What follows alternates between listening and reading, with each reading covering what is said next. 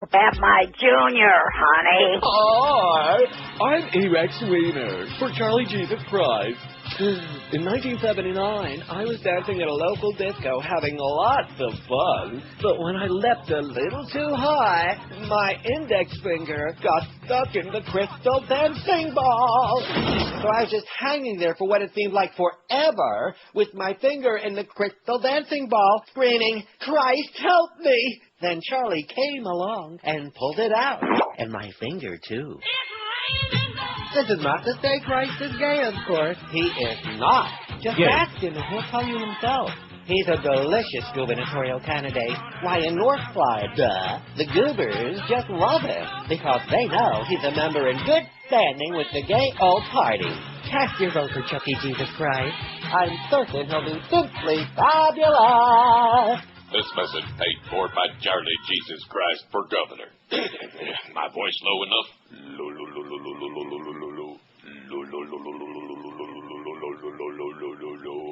And look how many votes we got on the poll right now, 790.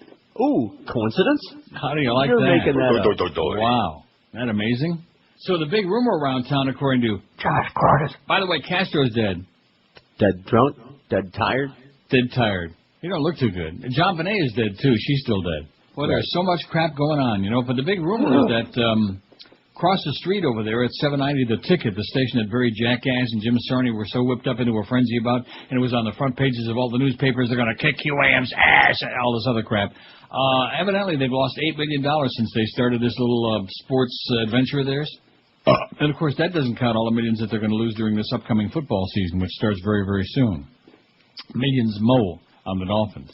But at any rate, so the rumor is that March 1st they pull the plug. Jefferson Pilot pulls the plug, and that's the end of that experiment because they don't own the station anyway. They're leasing it. They're like part-time, renters. That's the rumor around town, according to Josh Cordes and his moles over there across the street.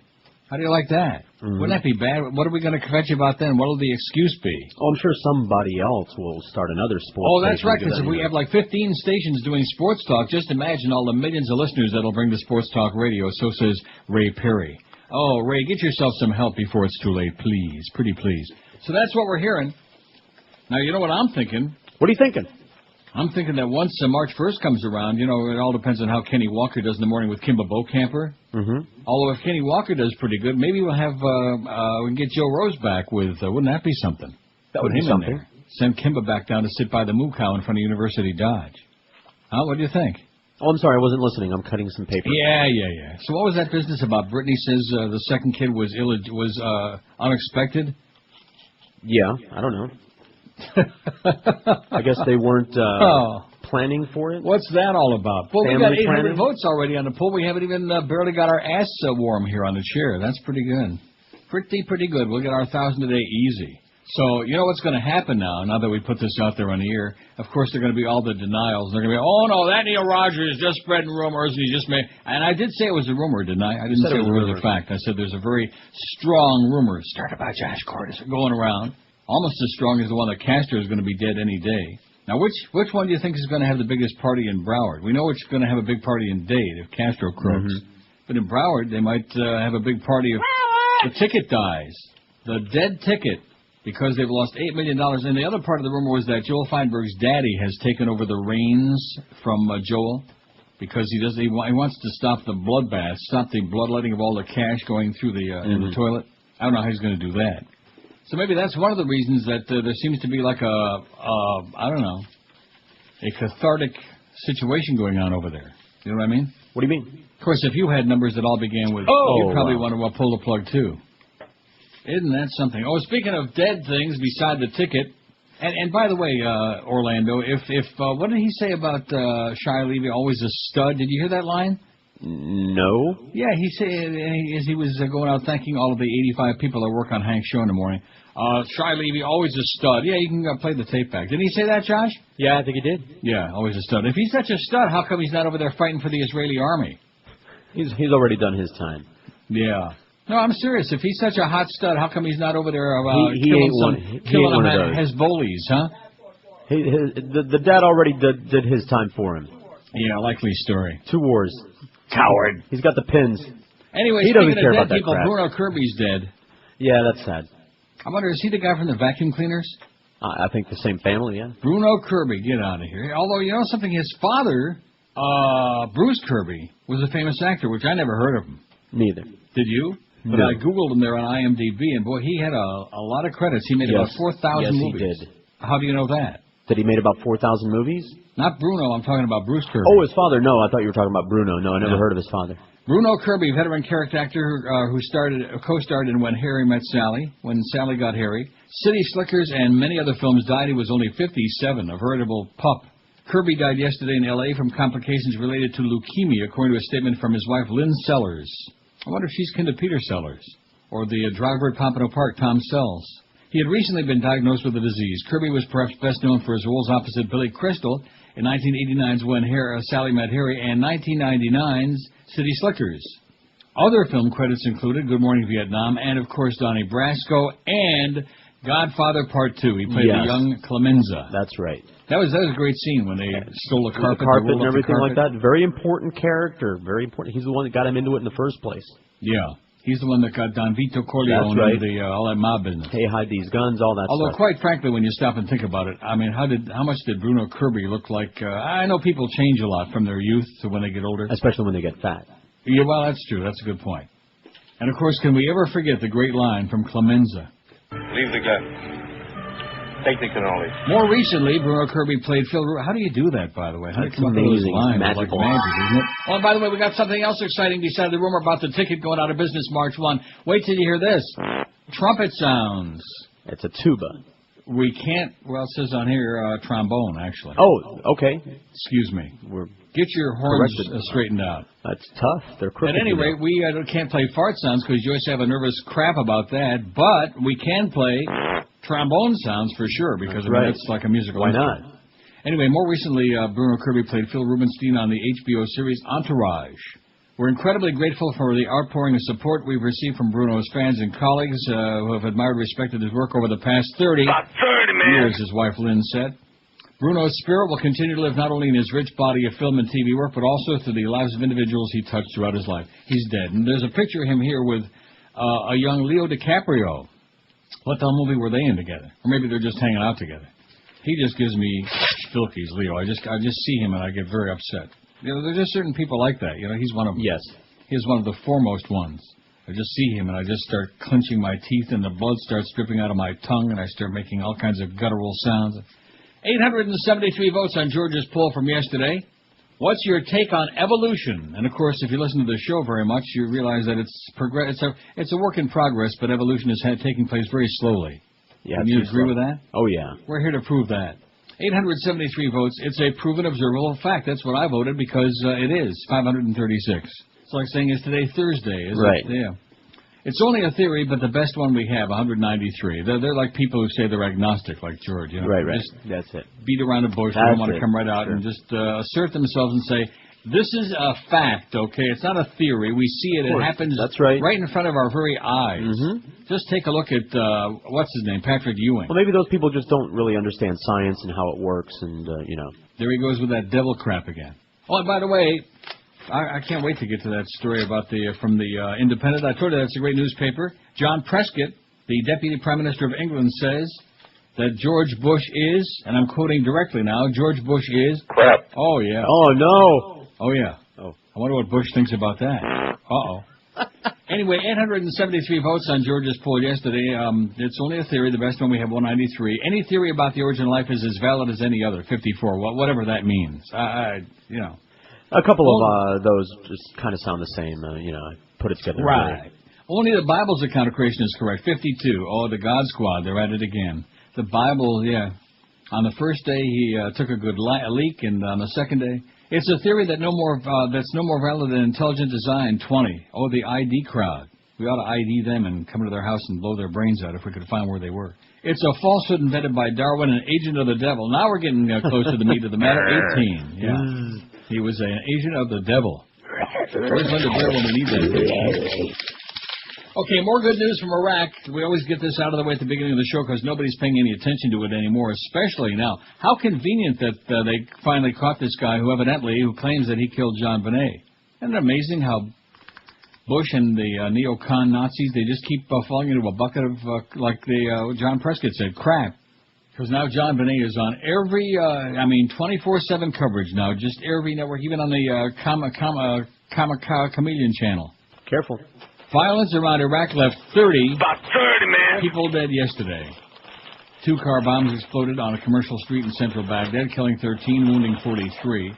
Earlier, a bomb detonated in the street market in central Baghdad's Nahra district, killing 9, wounding 24 there.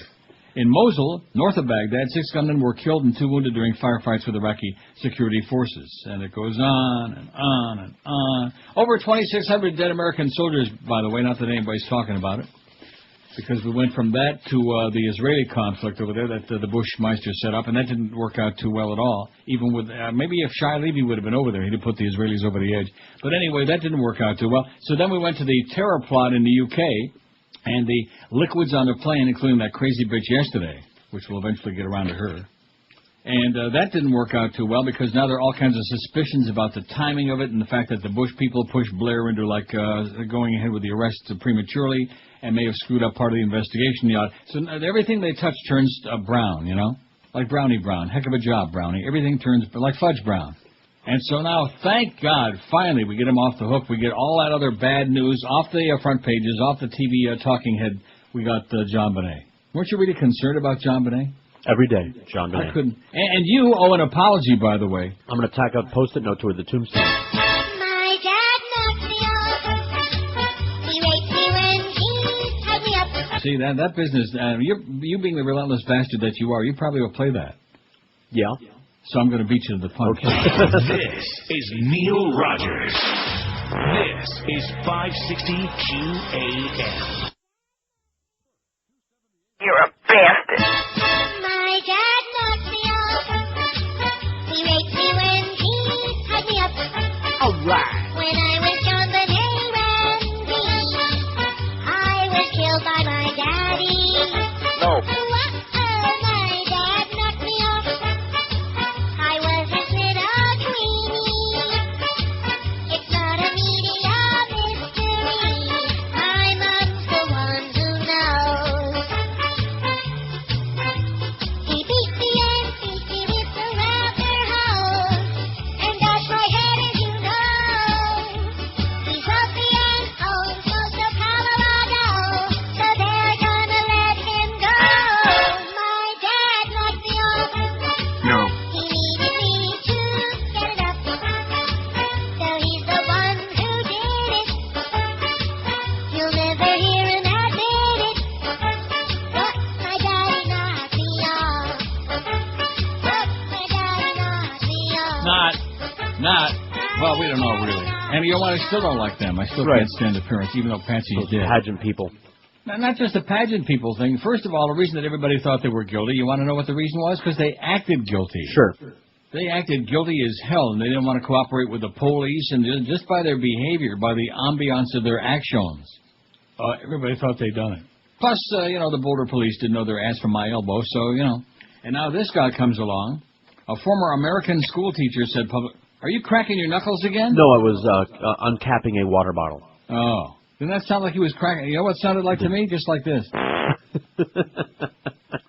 A former American school teacher said publicly Thursday he was with JonBenét Ramsey when she was. This is one of the strangest dudes I have ever seen in my life. I'm not so sure if it's a dude or a dudess. What is it? But he was with JonBenét when she was killed and called the 6-year-old's death an accident. A stunning admission that should help answer 10 years of questions in the unsolved murder case. Just like now, if Ted Bundy would have thought about that, those were all accidents. Mm-hmm. Oops. He'd still be with us today.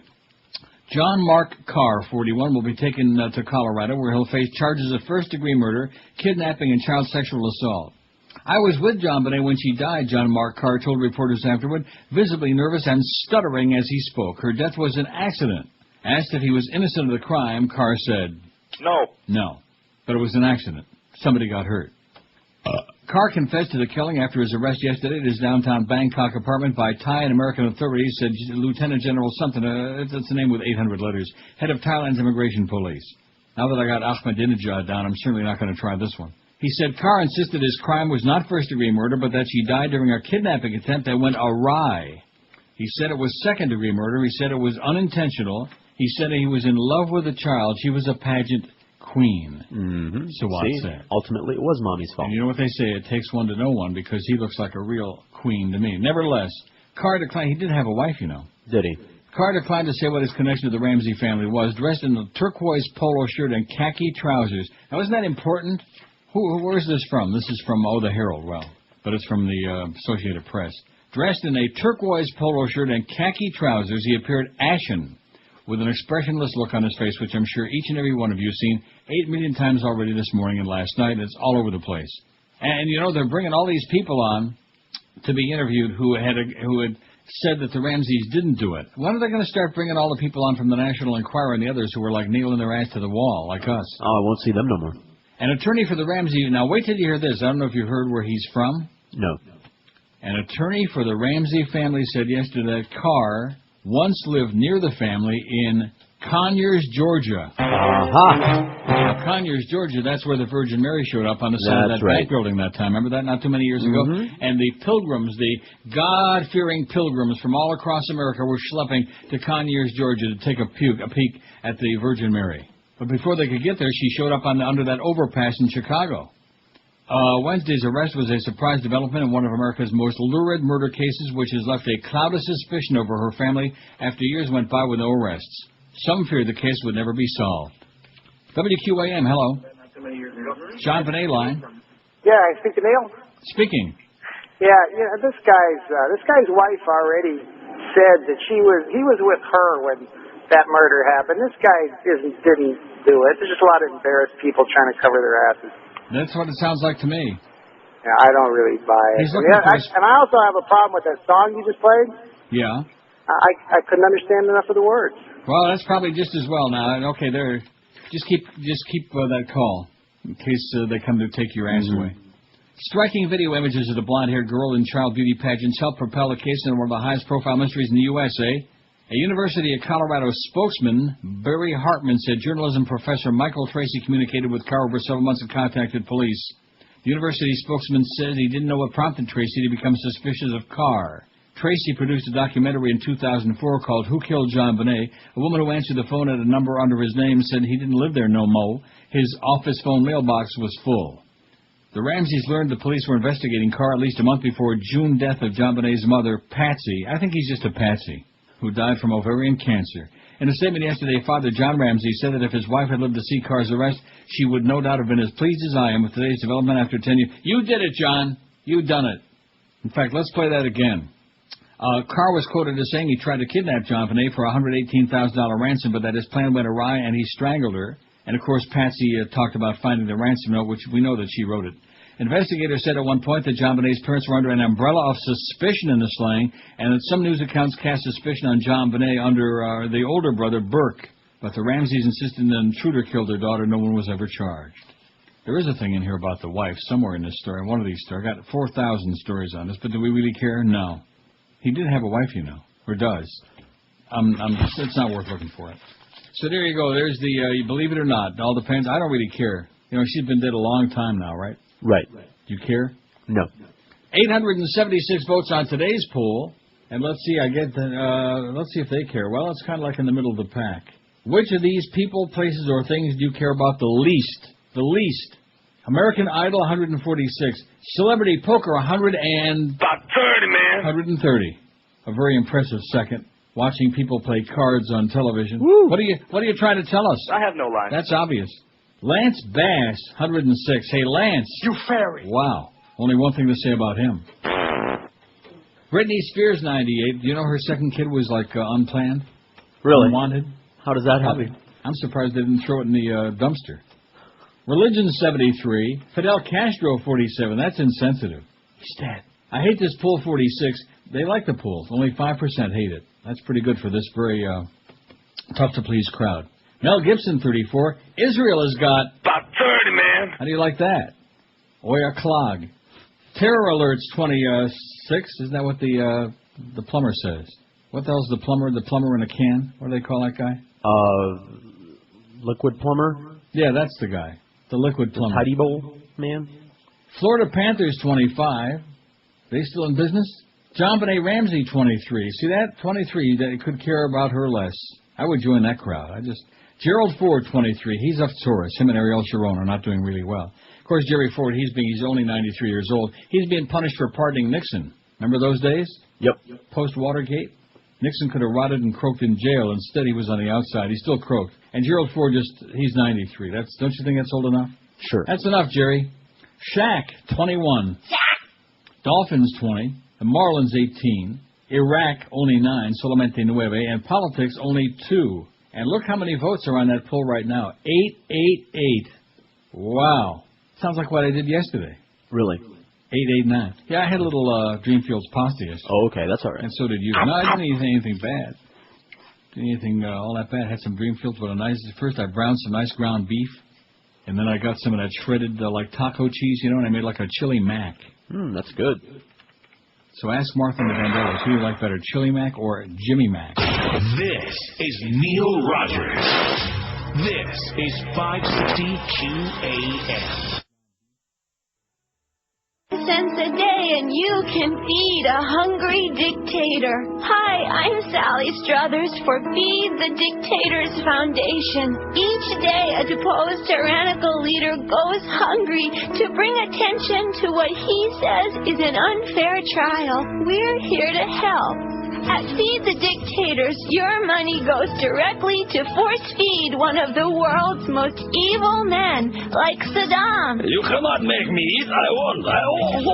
If you sponsor a dictator, you'll receive a picture of your dictator in his cell, dressed in his underwear. Dear sponsor, thanks for the tidy-whities. Now die, infidel. For less than a cup of coffee, your dictator will be fed and able to stand trial until he is convicted and executed. Call Feed the Dictators Foundation today because a dictator's life is too precious for him to take. That's our job. So anyway, I'm reading about this John Mark Karr. His wife filed for divorce, and he evidently had just a few minor problems. Such as? Including, well, he was a teacher at a Catholic church, and he became a Catholic, and that's when his problems started with molesting children. But nevertheless. Anyway, here's a story that you're probably the only one that cares about it, because you always ask. The hospital treating former Israeli Prime Minister Ariel Sharon said to the... What? Sorry. You're the only one that cares. That's right. I mean, what else he got to do with killing people in Lebanon? He got to do with Castro. That's correct. Said yesterday that he was in stable condition 2 days after being put on antibiotics for double pneumonia. Oh, how do you like that?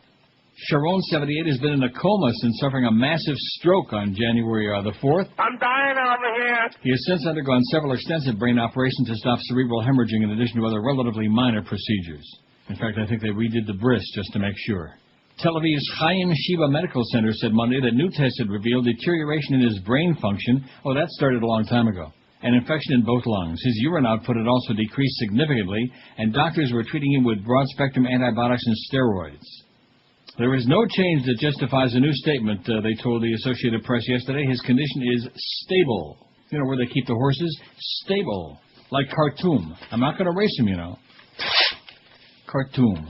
Nevertheless. Okay, now, let's see. We did the poll. I just looked up a little more on John Mark Karr there because everybody and their brother is going to be talking about that. And you notice I did take a call there. Did you notice that? I did. First one in a long time on this show. Don't count on too many more today if that one's going to be the barometer for the rest of them. You know what I mean? No, like line 9, Josh's favorite line. This is probably Joe Feinberg. Yeah, I knew it. It was Joe Feinberg's daddy calling in, making face sounds. WQAM, hello. Neil? Yes, sir. Hey, welcome back. Thanks. I was watching Nightline last night, and Ramsey was on. Nightline? Yeah, Nightline with Barbara Walters, and she was interviewing Ramsey. Yeah. And he went on to say he thanked the Department of Homeland Security for helping in the case. So that's what they're doing. I know they're not securing the country, so now we know what the hell they're doing. Yeah, during 9/11, they must have been working on the Sal Mineo case or something. Yeah. Yeah. Wait till we find that one out. That'll be great. Yep. All right. Okay, thanks for the bulletin, Colin. That was a good call. See, I told you, I can feel it, man. I can sense it in my toes. He was good. Who killed Sal Mineo? Hey, Sal. You fair. Well, anyway. Oh, now, speaking of radio news, because if you didn't tune in the very beginning, there's quite a rumor that Josh Cordes is starting. Now, am I supposed to mention that you're the one who gave us the information or not? Go for it, man. Oh, okay. Well, I mean... Little birdie flew in to the station and told me, so... Castro's dead. Oh, I'm sorry. Anyway, trumpet sounds, not fart sound. Those don't sound like farts anyway. Sounds like a trombone. Sounds like a... No, it sounds like a trombone. It is. Anyway, here's some radio news. March 1st, the ticket goes, I don't know what they're going to play, Ukrainian melodies? We're sure not going to be doing no more sports March 1st, according to the rumor that we're hearing anyway, that Joel Feinberg's daddy has taken over the reins across the street of the ticket. He's taken the reins out of the hands, just like somebody ought to do to Miriam Toland at Pompano Park. Take the reins out of that lady's hands and give them to somebody who can drive. At any rate, sorry, Miriam, but quit with the clown routine. And so the bottom line is that they're just going through the Dolphins season. And, of course, Josh had a good point about why it's got to be March 1st, because if the Dolphins made the Super Bowl, oh, yeah, they want to be on the air doing their sports through that anyway. That's right. So what does that mean? What does that portend for where the Dolphins are going to go following the coming season, like as in next year? Good question. Don't tell me we're going to get them back, at a much reduced rate, by the way, because who the hell else is going to want them? I guess it's either us or IOD, right? I mean, AM radio, there is no more AM radio. No. Name me another radio station. Why do we count Scare America? Because nobody even calls them WINZ anymore. They change the colors back, but nobody knows that. But name me another AM radio station in the market that speak it English. Can't do it, can you? I can't name you any AM radio stations in the market. WIOD, WQAM. Yeah. Air America, which is WINZ. All right. FTL, the light bulb, which is 850, which used to be something else, which FTL used to be 1400. Then there's that station that Mr. Ego works on that nobody knows where it is on the dial. No, certainly nobody knows what the call letters are. And that's it. So speaking of radio, former Radio 1 KKBT Los Angeles program director Tom Kalikow has finally revealed his new mystery gig. He's been named operations manager of Beasley Rhythmic Power 96 in Miami. Oh, my God. WPOW. Batman would be proud of those call letters, wouldn't he? Okay. In this newly created position, Kalikow will work closely with longtime power player / PD Ira Tony the Tiger Wolf. All this time, I never knew what the hell his name was. Ira Wolf? You didn't know? Did you know what his name was? Mm-hmm. I never knew that. How the hell would I know that? I don't know. I've seen it a few times, Tony the Tiger, but I never knew it had a name.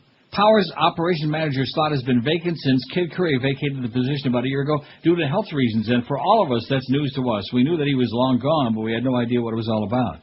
Health reasons. Do we know what that means? No. I heard it had something to do with Anna Asquith's rectum. I'm not really sure. She had a shapely ass. That's what Kid Curry always used to tell us. I'm thrilled and very excited about this new venture, Kalikow tells R&R. I was already planning on retiring in Florida someday. Oh, yeah, but I don't think this guy's old enough to be in Florida. Now I can work there for a while, then I'll be right there to catch those early bird specials. Oy vey, he's already using my material. The early bird specials. Wolf adds Tom is coming in to strengthen the already solid team. Referring to the other stations in the market, Wolf said, Cox, WEDR, has their operations manager. Clear Channel, WMIV, Men in Brown, has theirs, and now we're getting one. What can Brown do for you? It makes sense. Oh, yeah, like it said in Imaginary Heroes, it makes sense. Sure. They have a lot of strong people in upper management. Now it's time for us to do the same thing. Oh, I didn't think Beasley believed in that, strong people in upper-level management. Kalikow spent over a year up at the Beat in L.A. Before that, he programmed Radio 1 sister. I think he's the one that killed Sal Mineo. Before that, he programmed Radio 1 sister KBXX Houston for 3 years. He also spent over Clear Channel's PD, or well, it goes on where he was before, nobody cares, Baltimore, Phoenix. He starts his new gig next week, depending on how fast he can drive from L.A. to Miami. So when a guy comes wheeling in there next week, you'll know who it is now. Tom Kalikow. Okay. Just say, well, there's only one thing that I would suggest to him when he shows up at the door. Yeah. Don't buy a house. I knew it. That's the thing. How did you know that? Uh-oh. This is Neil Rogers. This is Bye-bye, Dan the Bastard, younger and hipper one.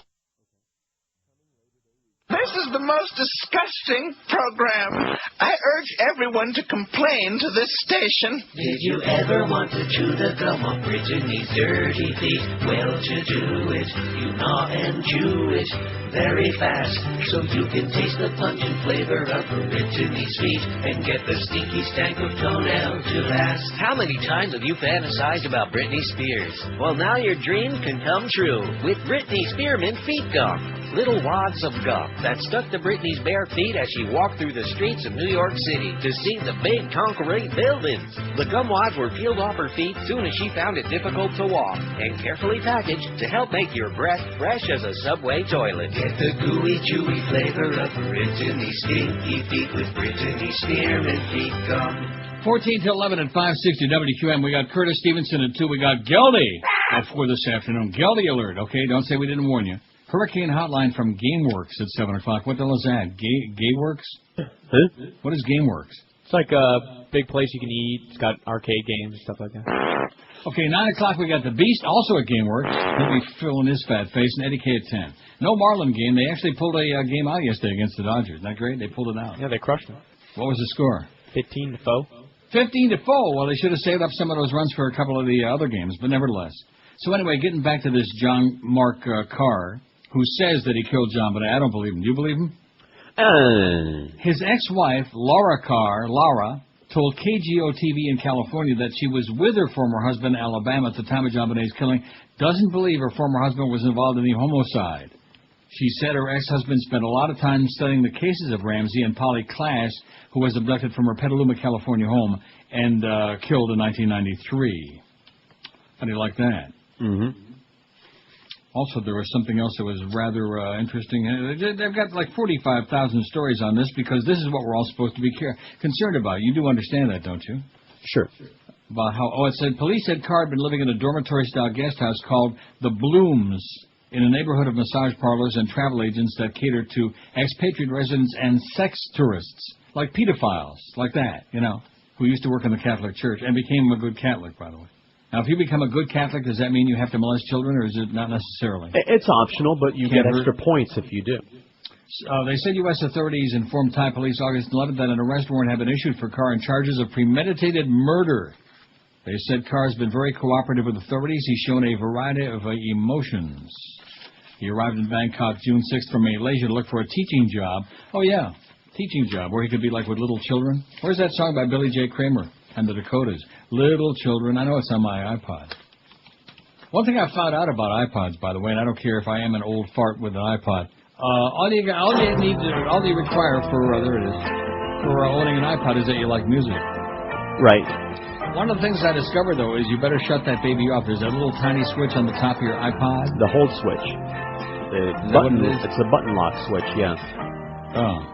Well, you better lock it, because if you just barely brush up against it, if you put it in your... It turns it back on. Luggage, it turns it back on, and all of a sudden, when you get on the plane and you're ready to enjoy listening to all your favorite tunes, and the battery is deader than a freaking doorknob. Right. Deader than the ticket across the street, which is going off the air march first. Other brands of MP3 players work differently, so that's just an iPod thing. See, there you go again. MP3 players. Now, granted, it's all the same technology, but an iPod is an iPod, and an MP3 player is an MP3 player. Well, we'll just let you say that until you figure out that you're wrong. What do you mean by that? An iPod stores and plays MP3s like every other. I just got through saying that. An Apple brand. That's right. all. That's the only difference. It's evil. It's a different brand. It's Steve Jobs. And it's slick and it's glitzy and possibly the most refinest brand of MP3 player out there, but it has its limitations. Oh, yeah, it does. I like it, though. I have no problem with it. And the wife likes hers. Does she really? Well, that's good. It should keep her out of your hair for a while. Keep her occupied. Not long enough. 951 votes. If you'd get that, I'm telling you, if you would have just seen that show about the antifreeze and the lime jello, it works like a charm. She doesn't drink Gatorade. Oh. 951 votes. Which of these people, places, or things do you care about the least? American Idol, 162. Now, that's not still on, but, of course, all the 85 spin-offs, I guess. It's not still on, is it? I wouldn't know. I think it is. I don't know if it's between seasons right now or what, but, yeah, I think it's still on. I see. Maybe they could sing Sweet Seasons like Carole King. American Idol, 162. Celebrity Poker, 139. Let's watch people play cards on television in high definition. I have no life. Oh, I wonder when we're going to get the Poker Channel in HD, Josh. I think we do already. I mean, it's on ESPN. Oh, like I said. Isn't that sad? Lance Bass, 115. Gay. Britney Spears, 105. Yeah, they used to care about her a lot more. But since she became the slut that she is today. Not that they didn't... It's not the slut part they don't like. It's just the fact that she's so tainted now, I guess, huh? She is. She's foul. Taint what she used to be. That's right. Religion, 79. Fidel Castro, 50. I Hate This Pool, 46. Mel Gibson, 36. Israel, 33. How could you not care about Israel? Aren't we quelling from Israel and all the people they just butchered there in Lebanon? Terror alerts, 30. 30. About 30, man. Let me say it again. The cabinet couldn't meet to approve the ceasefire over the weekend because of Shabbos, but the army could still bomb and kill and maim and cut off the supply routes for the relief aid, stuff like that. All those good religious things, that good frum people do. JonBenét Ramsey, 30, and Terror Alerts, 30. They're tied. I think there's about 30, man. Definite tie in there. In fact, it wouldn't surprise me that she might have grown up to be a terrorist, when you come right down to it. That's what happens to little kids when you abuse your children like that and force them to be in beauty pageants. That's right. People that make their kids go in beauty pageants, those people ought to be like neutered at the very least. Drawn and quartered and neutered, not necessarily in that order. Florida Panthers, 29, could care less. Shaq, 25, don't care about. Although they will come not that far away. I thought we just finished with hockey and basketball, didn't we? I know the summer's gone by fast, much too fast for my liking, but didn't we just finish with that crap? I mean, What? They're long seasons, Jesus. Sweet seasons. Shaq's got 25. Jerry Ford, 24. He also, as they say in Norway, is Aftoris. He's not in good shape. He's back in the hospital. Although, I never saw any follow-up on that. Did you? No. I saw that in the news like 2 days ago. Huh? I saw it on the news a couple of days ago. He was back in the hospital again. He's 93 for crying out loud. What the hell do they want? And I never saw any follow-up.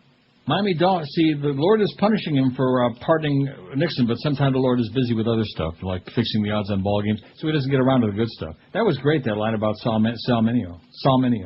Miami Dolphins, 20. Florida Marlins, 18. And then it's way down to Iraq. Only 9 of you idiots could care less about Iraq. What is wrong with you? Those poor Iraqi bastards who only wish that Saddam would come back. Please, pretty please, Saddam Hussein. There was like a veritable picnic in the park when he was in power, and now look what's going on. And politics, only 2. The political season, sweet season, is coming again, man. Not that far away. The bad news is Drew Lieberman's 12 points ahead. And that's only because the Democrats, Lamont's ahead like 65-38, something like that, which is 103 points. Well, it's something like that, 63-35.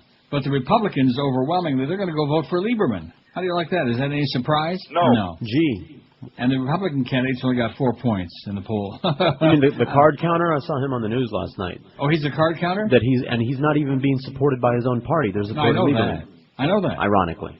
They tried when Ken Melman was on. In fact, they showed that on, I think, what's his name? Chris Matthews. Mm-hmm. Hardballs. Mm-hmm. They showed that a couple of nights ago. And they showed the clip where they kept trying to put Ken Melman's feet to the fire, the chairman of the Republican Party. Right. You're going to support the Republican candidate in Connecticut? Bada-beep, bada-boop, bada... Same thing with Tony Snow. He wouldn't answer the question either. Yeah, Tony Snow. What the hell does he know? Hey, Tony, you jackass. That tar baby jackass. Oh, speaking of, I'm trying to find the right adjective because we're getting to this story about John Prescott. Not related to Prescott Bush, by the way, the Nazi fundraiser. Hitler's good buddy, Prescott Bush, grandpa to your president. And daddy of George Herbert Walker Bush. Look at that. Before we get to that Bush's crap story, somebody just faxed this in. A lucky adolescent male bottlenose dolphin is back to living nude and free in Gulf Coast, Florida, Sarasota Bay, after making a potentially fatal wardrobe choice early this summer. The 10-year-old dolphin known as Scrappy, rhymes with Crappy, probably owes its life to a Brookfield Zoo marine mammal research team that works year-round in the bay. Oh, this goes on much too long. No, sorry.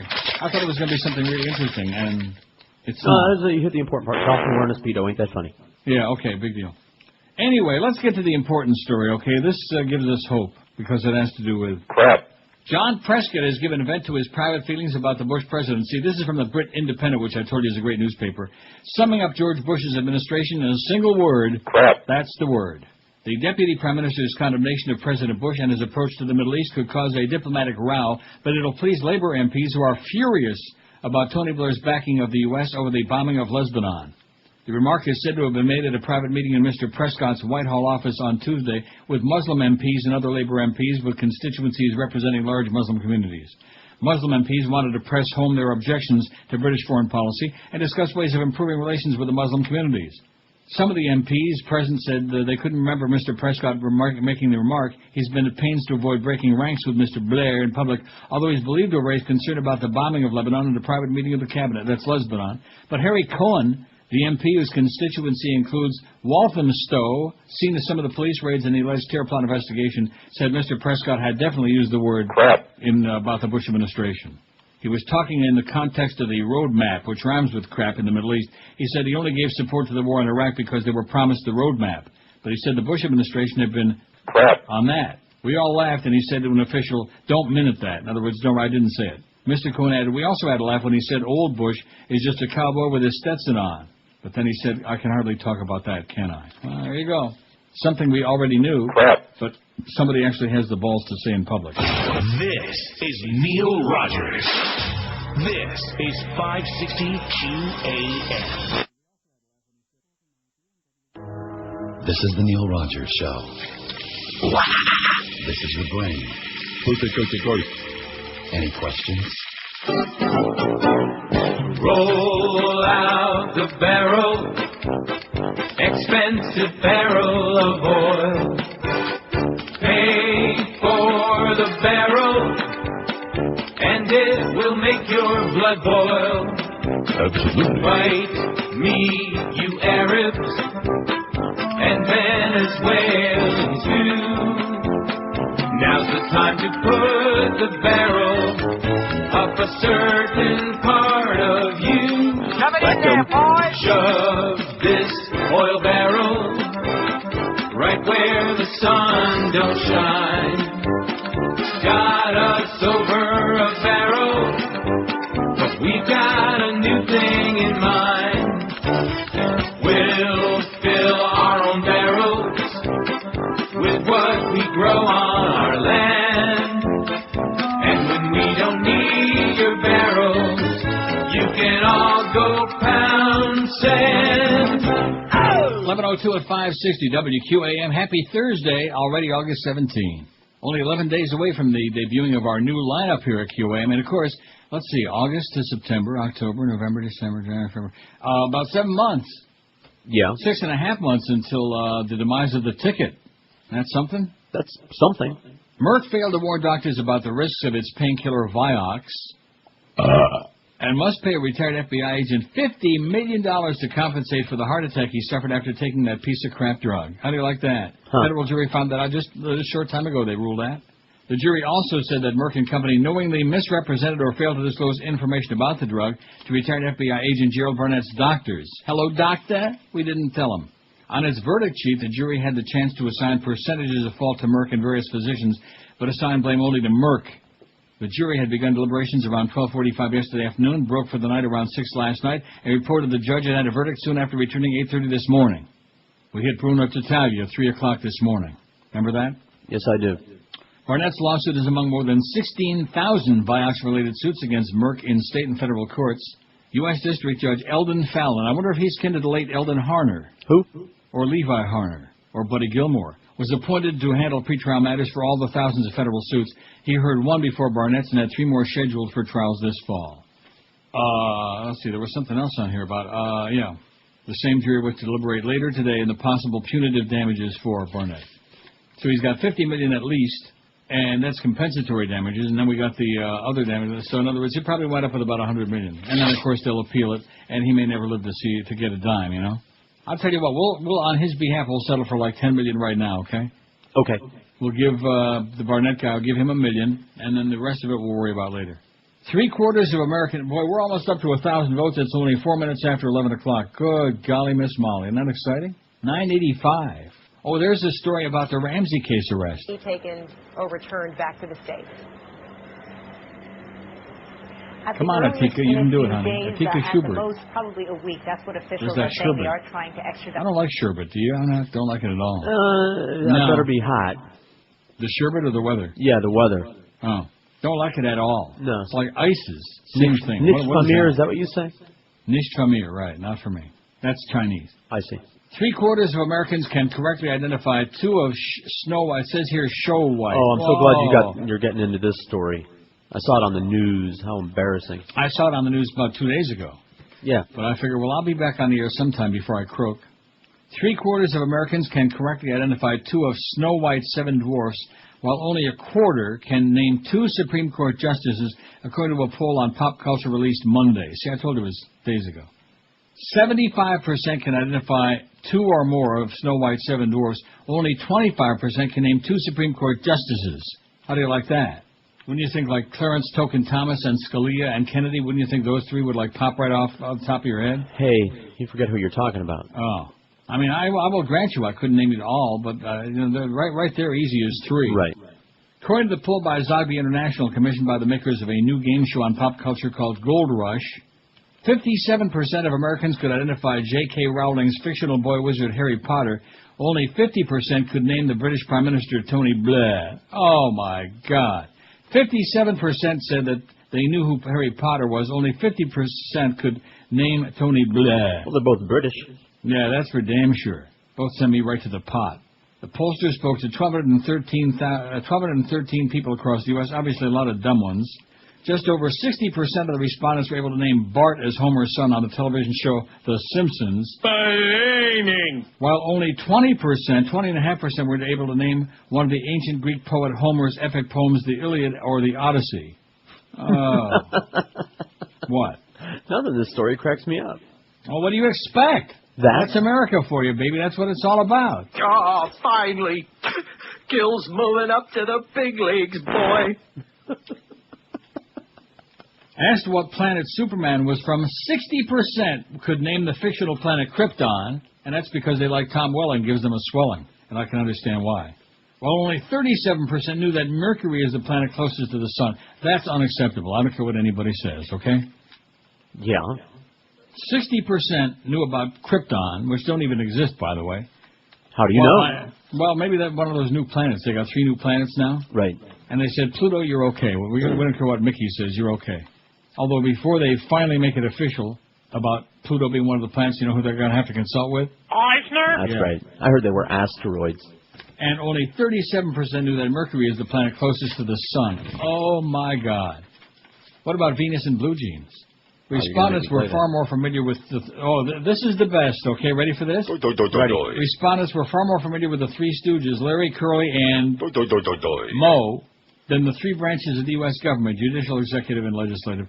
74% identified the Three Stooges. Only 42% could name the 3 branches of the American government. We're talking like dumb. Dumb. D-U-M, man. D-U-M-M. Dumb. Rhymes with leaves me numb. Twice as many people, 23%, were able to identify the most recent winner of the TV show American Idol, Taylor Hicks, as were able to name the Supreme Court Justice confirmed in January of 2006, Sam Alito. 11% could name old Sammy Boy, and 23% could name Taylor Hicks. You fairy. How do you like that? Speaking of... Ballooning. Is that pathetic or what? It's pretty pathetic. So there's what America's all about, dumber than sawdust. And that's why I don't know what you make me waste my time with all these stupid stories of it instead of taking those great calls you get to take. That's right. Go for it. 996. Go for what? Those calls. I'm not taking any more calls today. In fact, I'm going to reach over and shut it off right now. You think I'm going to press my luck? I do like that show on the Game Show channel, Press My Luck, Press Your Luck, Press Somebody's Luck. But that's it. Made a really great call about Salminio. That was outstanding. Ain't going to get any better than that. That's right. 1,000 votes even. That's it. Oh! Time to go home. We done our duty. 1,000 votes. Right on the button. So let me ask you something. Speaking of new lineups and all these radio changes and stuff like that, if our new lineup starts August 28th, and it is what we have been told, or as the Pope would say, it is as it was, the slob on a slab, then where does that leave that one, huh? I guess he's out in the cold again. But, of course, not that far away from hockey season, right? That'll give him something to do. I reckon. I guess that's what that's all about. Because they had to use him for something. He's probably under contract like about 600 other people. And so, as a result, they probably stuck him on the air there between 2 and 4 a lot. Two things, you use up that money they got to pay him anyway, so they don't have to pay somebody else, and piss us off. And they did. I think they did both, and pissed the audience off enough so that most of them ran away screaming from that sound. I guess I better do the break. Although, look, guess what they're talking about on TV now? I give up. And the picture's frozen. The Ramseys. But it's frozen. Not mine. That's my cable. CNN just froze up. Let's see what they're doing on MSNBC. Oh, the whole cable is screwed up. Look at that. I think that must be an act of God. You know what? Oh, God. That is amazing. Let me go back to CNN. It's not, the cable is just frozen. And now I just have a blank screen. I don't even have the frozen picture. JonBenét Ramsey suspect. Oh, see, I told you I knew what they were talking about. Hey, that's funny. I just farted while you played that. Did you really? I That, really by did. the way, it's a trombone. Don't be letting anybody let George start planting the seeds of fart sounds in your ears, okay? What are you talking about? Don't plant no farts in your ear, because they have a habit of coming back at you. Oh, here, Mike in Melbourne's got a poll suggestion. Let's see, do we like this one? What's your take on the current housing market? Do you want? I'll leave that one for you. Oh, why do you think I faxed it to you? Oh no, I'll pass. I don't want to take something that good away from you. We like Mike in Melbourne. He's a good guy, and occasionally sends us in something really interesting, a poll suggestion. That was not one of them, though. But I'll leave it for you. Look at that. The cable, my cable is it's dark. It's finster, man. Every channel is finster. The guide comes on the bottom to show what channel you're trying to watch. But Roger's cable just had a brain fart. No, that's a trombone. 12 minutes after 11 at 560 WQM, Stogie's continues to be South Florida's top cigar shop with one of the broadest inventories, containing an outstanding and amazing unmatchable selection of over 1,000 open boxes of cigars. All the top names are waiting for you at Stogie's, like Perdomo, Ashton VSG, Arturo Fuente, Padron, Monte Cristo, Romeo and Juliet, and lots more. And in addition to the names that you know and love, they've also got special, hard-to-find, obscure cigars that you won't find just in every pedestrian cigar shop. Buy your premium cigars for the price of seconds and stay a while, linger a while, and enjoy your smooth smoke at Stogie's Wine Lounge featuring Pierre Andre, 100% Pinot Noir, and lots of other fine wines from all over the world. You'll find Stogie's at 11612 North Kendall Drive, just a half mile east of exit 20 off the Turnpike, open every day of the week. Because let's face it, nobody takes a day off from smoking a big fat one, right? Open every day, 7 days a week for your smoking and dancing pleasure. Call today to reserve a box of your favorite cigars at Stogie's. Call 305-598-9820. That's 305-598-9820. Be sure and say hi to Mario and the girls Sandra and Heather for your free cigar when you stop into Stogie's at 11612 North Kendall Drive in prestigious Kendall. This is Neil Rogers. This is 560 QAM. Neil Rogers God. From director M. Night Shyamalan comes a film that will strike fear in the hearts of men. These pants don't fit. I'm bloated. The water in the lady. The cycle of terror is monthly. Honey, does this dress make me look fat? Oh, no. Not that question. Answer me. No, please. The water in the lady is this summer's scariest movie. Period. Get away from me. What? You don't want to touch me. Oh, of course I do. Here, let me hug you. Get your hands off of me. The water in the lady, now showing for a limited week-long engagement. 11:17 at 560. Who was the guy that died that we said before? Bruno Kirby? Bruno Kirby. What about Durwood Kirby? I bet you Who? he's still dead. Durwood Kirby from the Gary Moore Show. I bet you Chicken Neck knows who that is. I'm sure of that.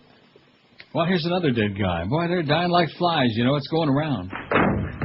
The father-in-law of embattled Tour de France winner Floyd Landis was found dead in his car. Oh, my God. After committing sausages, man, coroner's officials said yesterday, he blew his brains out.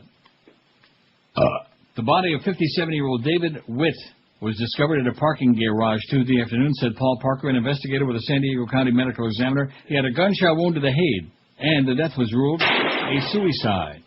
The Landises are devastated by the news of David's death. Family spokesman Michael Henson told the Associated. Well, what does that mean, family spokesman? You know, every family in these news stories, every family's got a spokesman. Right. Well, you don't want to waste your time talking Remember to Brian Murray, old media. DM, he was the spokesman for the hockey Right. team. You hire somebody to spokesman. deal with the press on your behalf. They loved him dearly, and they'll miss him much. Witt was the stepfather of Landis' wife, Amber. Oh, Amber alert. Landis' close friend, Dwight Van Slyke. Oh, he sounds like a Dutchman to me. Said he didn't believe the recent doping allegations against the cyclist led directly to the suicide. It could have been a few percentages of the whole, maybe, or just another negative thing that he was depressed about. Van Slyke added that Witt had also been struggling under the strain of opening a new restaurant earlier this year. Well, that's enough to make you blow your brains out. Don't most people that open up a new restaurant wind up committing suicide? All the time. An avid amateur cyclist, Witt met Landis through a mutual coach in 1998. And at one point, the two shared an apartment in San Diego, Henson said. That sounds a little gay to me. It was Witt who introduced Landis to his future wife. Well, thank God. And it's been credited with introducing Landis, a former mountain biker, to the world of road racing. And why anybody is interested in that, it just beats the snot out of my head. I just don't get it. Mm-mm. Do you? No. Bikers. I mean, fine if you want to go out there and get some exercise, Ride a great, bike. but if we're supposed to care about it, take all the drugs you want for crying out. Oh, guess what I saw last night, speaking of drugs? Requiem for a Dream? No. What the hell channel was this? It was I don't know, was it Bravo? It's a channel I don't usually watch.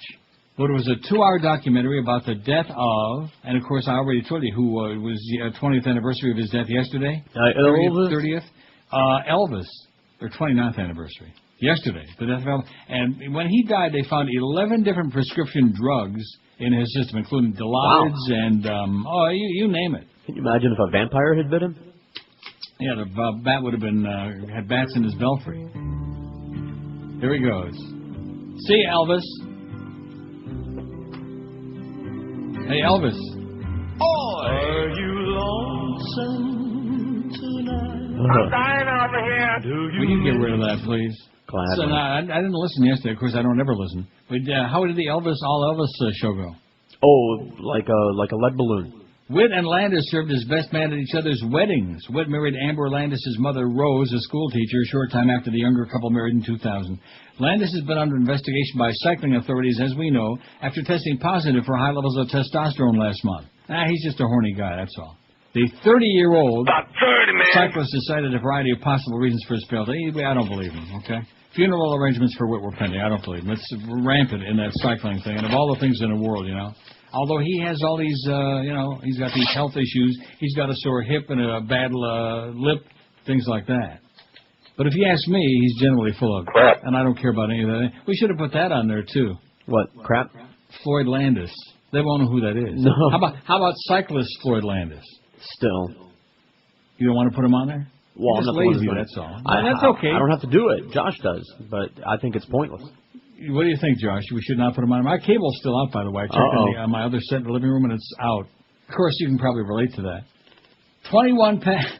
I'm sorry. 21 past 11 at 560 WQM. Now, let me get into my pile, okay? I mean, we took a couple of calls today. What's not to like? I'm just, it's so exciting knowing that the other, not that it influences or impacts us. No. Because in spite of all the lies they could make, we're making some inroads in the midday in that 10-2 against that Rogers non-sports. Yeah, right. My God, I wouldn't wish on Himmler and Osama Yamama. I wouldn't, or even on the Bushmeister, I wouldn't wish what that station had as far as numbers. You can't complain about their numbers because they never had any. They got one bogus bunch of wired diaries last April, 18 to 24 men or whatever the hell it was. Right away, that's going to be our demo. That's it. We're younger and hipper, and the young guys, they like Danny LaBaster, and they like, what's his name that used to be on the Juice? Yeah. By the way, is Sid Rosensteinberg Krantz left town yet? Has he skipped town or not yet? Evidently. We'll keep you posted. Especially now the Juice bailed out. There's nothing worse than ex-jocks who go on the air and pretending to be broadcasters. Although we got one, Troy Stratford. We should announce that too, shouldn't we? Okay. Somebody who worked, he tried his best. It wasn't very good, but he tried in our sales department. Troy! Right. And now he's going to concentrate on his broadcast career now that he's followed in the footsteps of... Roy! Yeah. Well, what would you rather be? Oh, I'd rather do anything than be a radio sales hole. Yeah. I can't even begin to imagine that. Oh. Yeah. Of course, how could you sell this show with our lousy 8 and 9 share, whatever it is? It's a brutal task. Robert Shear, in Truth Dig, writes, spinning old threats into new fears. And the heading says, investigators have known for a decade about terrorist plots to bring down passenger jets with liquid explosives. So why all of a sudden did Bush ban most liquids on flights? Didn't I mention that on Tuesday about Ramsey Youssef? Yeah. Government, I'm going to have some Dreamfields again today. It's your fault. Oh, there's nothing wrong with it. My blood sugar was pretty nice last night. Didn't go zooming up or anything. Mm-hmm. If you put like a lot of meat on there, make a chili mac, you brown some nice extra lean ground beef, and you make like much less, not a huge portion of the pasta, and then put on some nice grated like whatever kind of cheddar you like on there, you got a nice chili mac. And it's not watery like, I don't want to say Skyline chili. What? Nothing. Well, no, that's the only problem with that place. We've mentioned that before. Sure. I like that product, but their chili mac is just too watery. Wasn't that a song by Martha Vandellas, Chili Mac? I think so. Government-induced hysteria, Robert Shear writes, thrives on public ignorance. Oh, then it ought to be real popular. Which is why President Bush is so confident in turning the British bomb plot to his partisan purposes. Otherwise, how could he dare claim that his policies have made the nation safer? Consider first off that the attack envisioned, smuggling liquid explosives ingredients into 10 passenger planes, was outlined in Chapter 5 of the bipartisan 9/11 Commission report as a plot first exposed a decade ago. The originator of that plot hijacking of 12 U.S.-bound planes, Khalid Sheikh Mohammed, was also the mastermind of 9/11 attacks. According to U.S. prosecutors, his nephew, convicted terrorist Ramsey Youssef, even managed to explode such a liquid-based bomb on a Manila to Tokyo flight, killing one passenger as part of a plot codenamed Bojinka. Because checking or banning fluids was not a focus of this administration's post-9/11 airport security measures, this coincidence, that's in quotes, coincidence, would suggest either enormous negligence on the part of those charged with protecting us or a ludicrous overreaction this past week. Knowing as we did of Mohammed's earlier plan, why wasn't the Department of Homeland Security requiring flyers to dump the bottles of hairspray and mother's milk before, not to mention the toothpaste? Unlike Yusuf, who was arrested in Pakistan in '95, Mohammed remained at large until 2 years after 9/11 to continue pushing the Bojinka concept to any terrorist bankroller who would listen. It's been known for at least 2 years since his capture that he spoke in detail about the scheme with Osama Yamama. The two had met much earlier during their days as what President Reagan called freedom fighters in the crusade against the Soviet occupation of Afghanistan. After the First World Trade Center bombing in 1993 and the exposure of the Bojinka plot, Mohammed fled to Pakistan to avoid capture by the U.S. authorities in '96, according to the 9/11 Commission, where he managed to find a haven for nearly a decade. In fact, Pakistan, as well as Saudi Arabia, is so nefariously intertwined with the grim story of al-Qaeda and its affiliates that it boggles the mind how after 9/11 the Bush administration only embraced those two corrupt dictatorships all the harder, while instead sinking us into a predictable and predicted quagmire in Iraq, which had no effective role in international terrorism at all. Rather than admit this incalculable mistake and move forward, the presidents instead continued stubbornly and against all evidence to claim that smashing up Iraq was somehow a fitting response to the 9/11 nightmare. This past week, Chief Hatchet Man Dick Cheney even had the outrageous gall to argue that anti-Iraq war U.S. Senate candidate Ned Lamont's Democratic primary victory over pro-Iraq war Senator Drew Lieberman in Connecticut would embolden al-Qaeda types. Abetted by apologists in both parties, the Bush administration has instead fabricated the dangerous notion that anybody who opposes U.S. or Israeli interests in the region, be they secular or religious, Arab or Persian, Sunni or Shiite, is by definition a terrorist who cannot be negotiated with or tolerated. So far, however, this approach has been disastrous for the U.S. and Israel, with costly defeats in both Iraq and Lebanon that will reverberate in the region for decades, directly strengthening the hand of extremists of all stripes. With Saddam Hussein 3 years gone, Iraq is still a disaster, Bush now emphasizing the boogeyman of Islamofascism. This concept completely ignores the fact that U.S. enemies such as Syria's Ba'athist regime and many Sunni insurgents in Iraq are secular, while religious fanatics on both sides of the Sunni-Shiite split are slaughtering each other in Baghdad every day in an insane sectarian conflict for control of what's left of Iraq. Nor are any of these divides anything new. Arab and Persian nationalism and Islamic fanaticism have for decades competed for adherence in a post-colonial region still bullied by the West and suffering from an inferiority complex. According to the 9/11 Commission, 9/11 lead hijacker Mohammed Atta hated the neo-fascist Iraqi dictator Hussein as an American stooge set up to give Washington an excuse to intervene in the Middle East. Never mind such historical prattle. Public ignorance is bliss for Bush, who for so long has assumed that being folksy and macho can make up for his constant blunders based on faulty reasoning.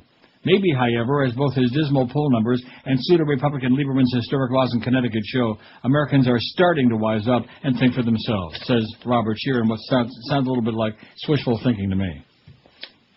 Especially seeing that Lieberman is 12 points ahead of Lamont, thanks to the Republicans in Connecticut. 28 past noon at 560 WQM. Everything's coming up roses, baby. And we got JonBenét's murderer. I don't think he killed anybody. Think he's a patsy? I'll tell you one thing. I don't think he could have possibly raped her, because I'm looking at him. I don't care whether he had a wife or not. He definitely does not have a... Yeah. Okay.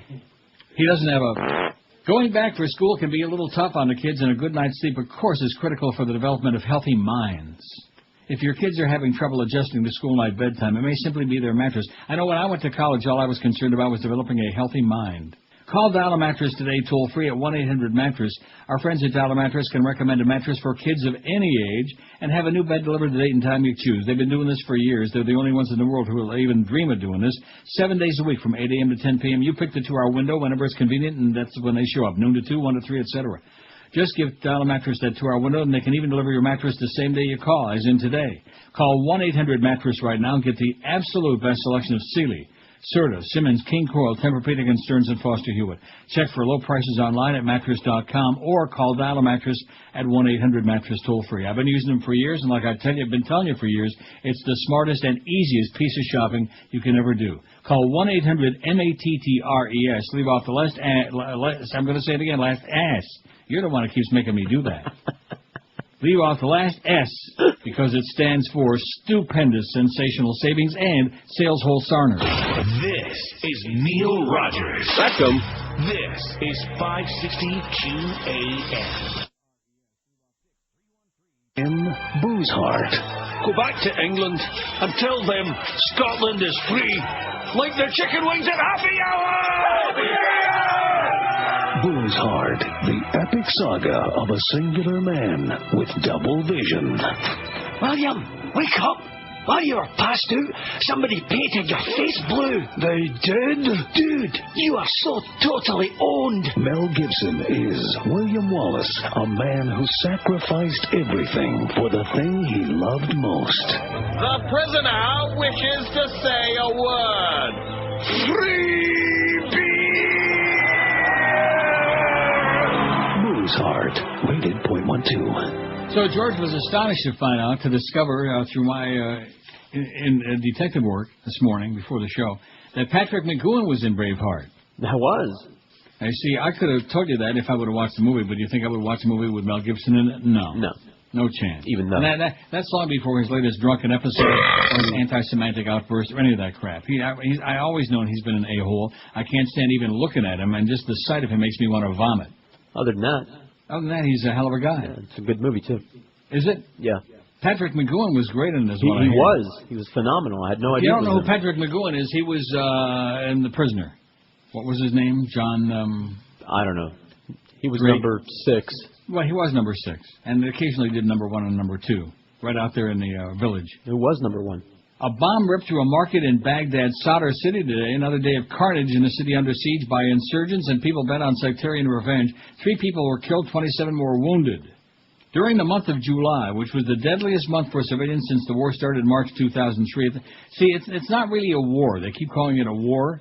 Right. A war has to be like, there are like 2 combatants. Sure. It's not a war. It's an invasion gone bad. It's an invasion occupation gone bad. An Iraq attack.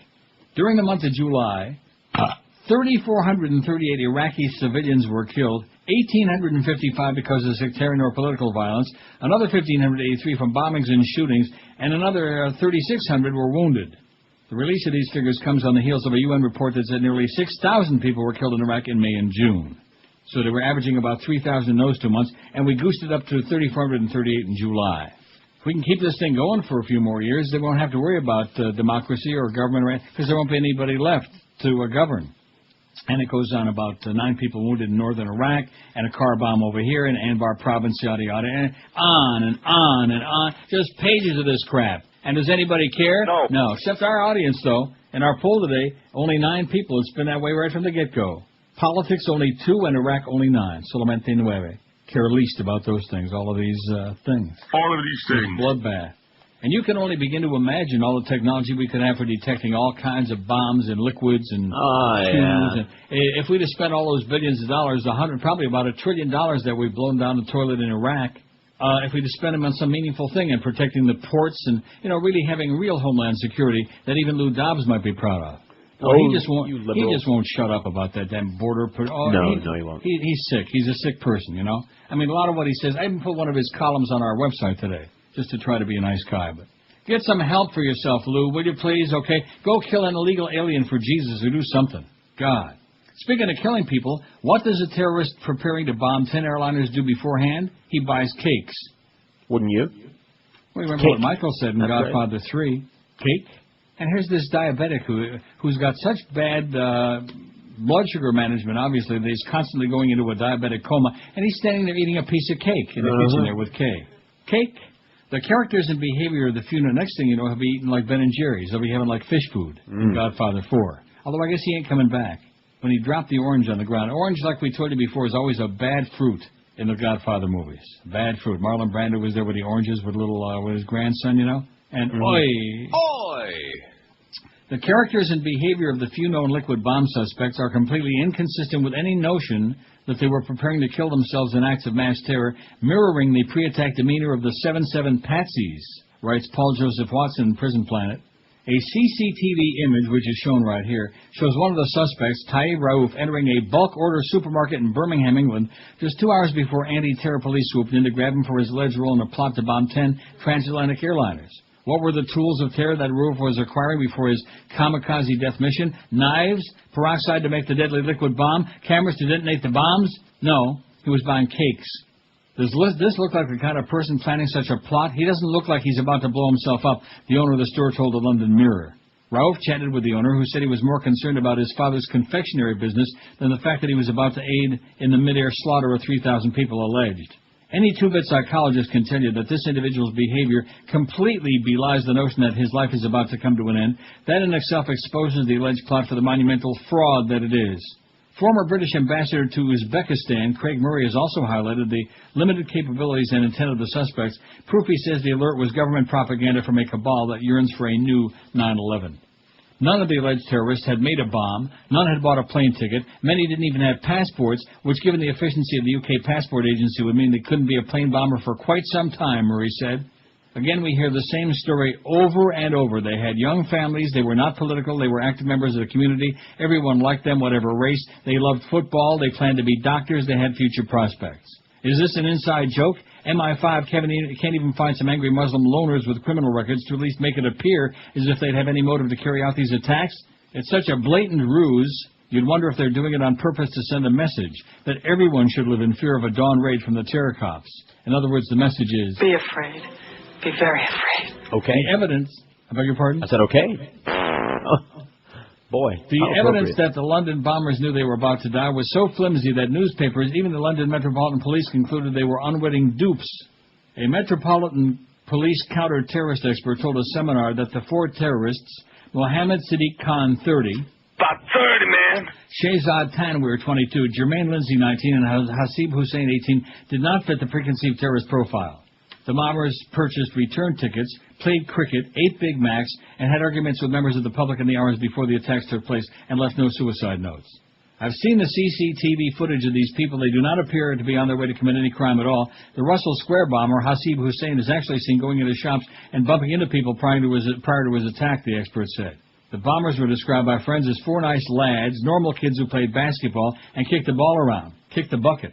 A week after the liquid bomb alert, and we still have no motive and no evidence that suggests these individuals are anything other than unfortunate fall guys for Blair's latest act of psychological warfare against the British people.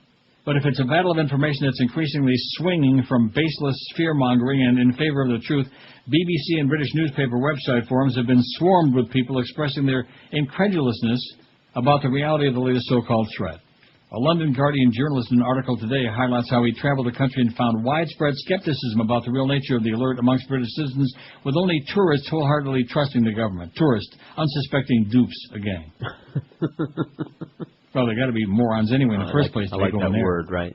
Assertion that the alert is nothing more than political propaganda has also been echoed by commentators and journalists themselves, following a rash of articles in broadsheet newspapers that scoff at the much-vaunted scope of the alleged plot. These guys probably were almost as dangerous as the Liberty City 7, you know? But not quite. The insane clown posse, as they're being called. That's now. the ones. We got 1,065 votes on there. We're going to do over 1,100 today. What's our goal, 1,200? If we can get to 1,200 today, you can play all Elvis again tomorrow. Oh, God. This is Neil Rogers. All right. This is 560 QAM. Push the button, Max!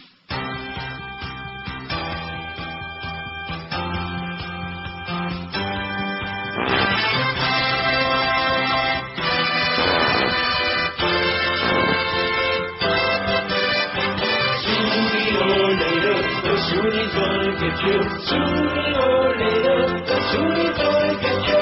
Soonie or later, the Soonie's gonna get you. The Soonie's gonna get you. In the war you'll never win. Resistance is what you'll find when you commit genocide. With the blueprint of Nazi occupation. I that you try to defend the home that based us instead of deciding but deserve retaliation. Sooner or later, the Sunni's gonna get you. The Sunni's gonna get you. You know you'll never win. You leave no child behind by sending them off to die in a war that's insane and homicidal. We're something of genocide, and that the people you find with nothing to lose yet suicidal. Jesus was God. Jesus was God. Jesus was God.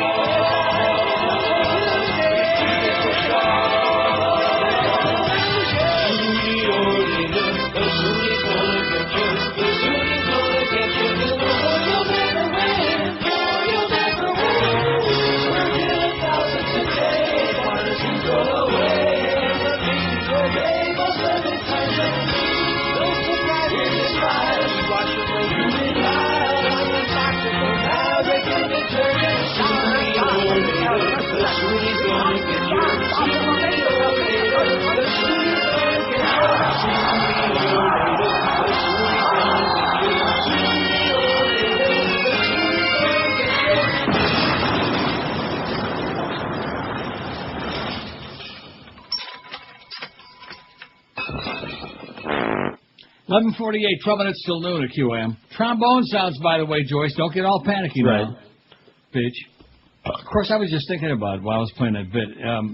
You do realize that the so-called fart sounds that we played, none of those are real fart sounds anyway. I mentioned that yesterday when I got the Boca Brian disc. Yeah.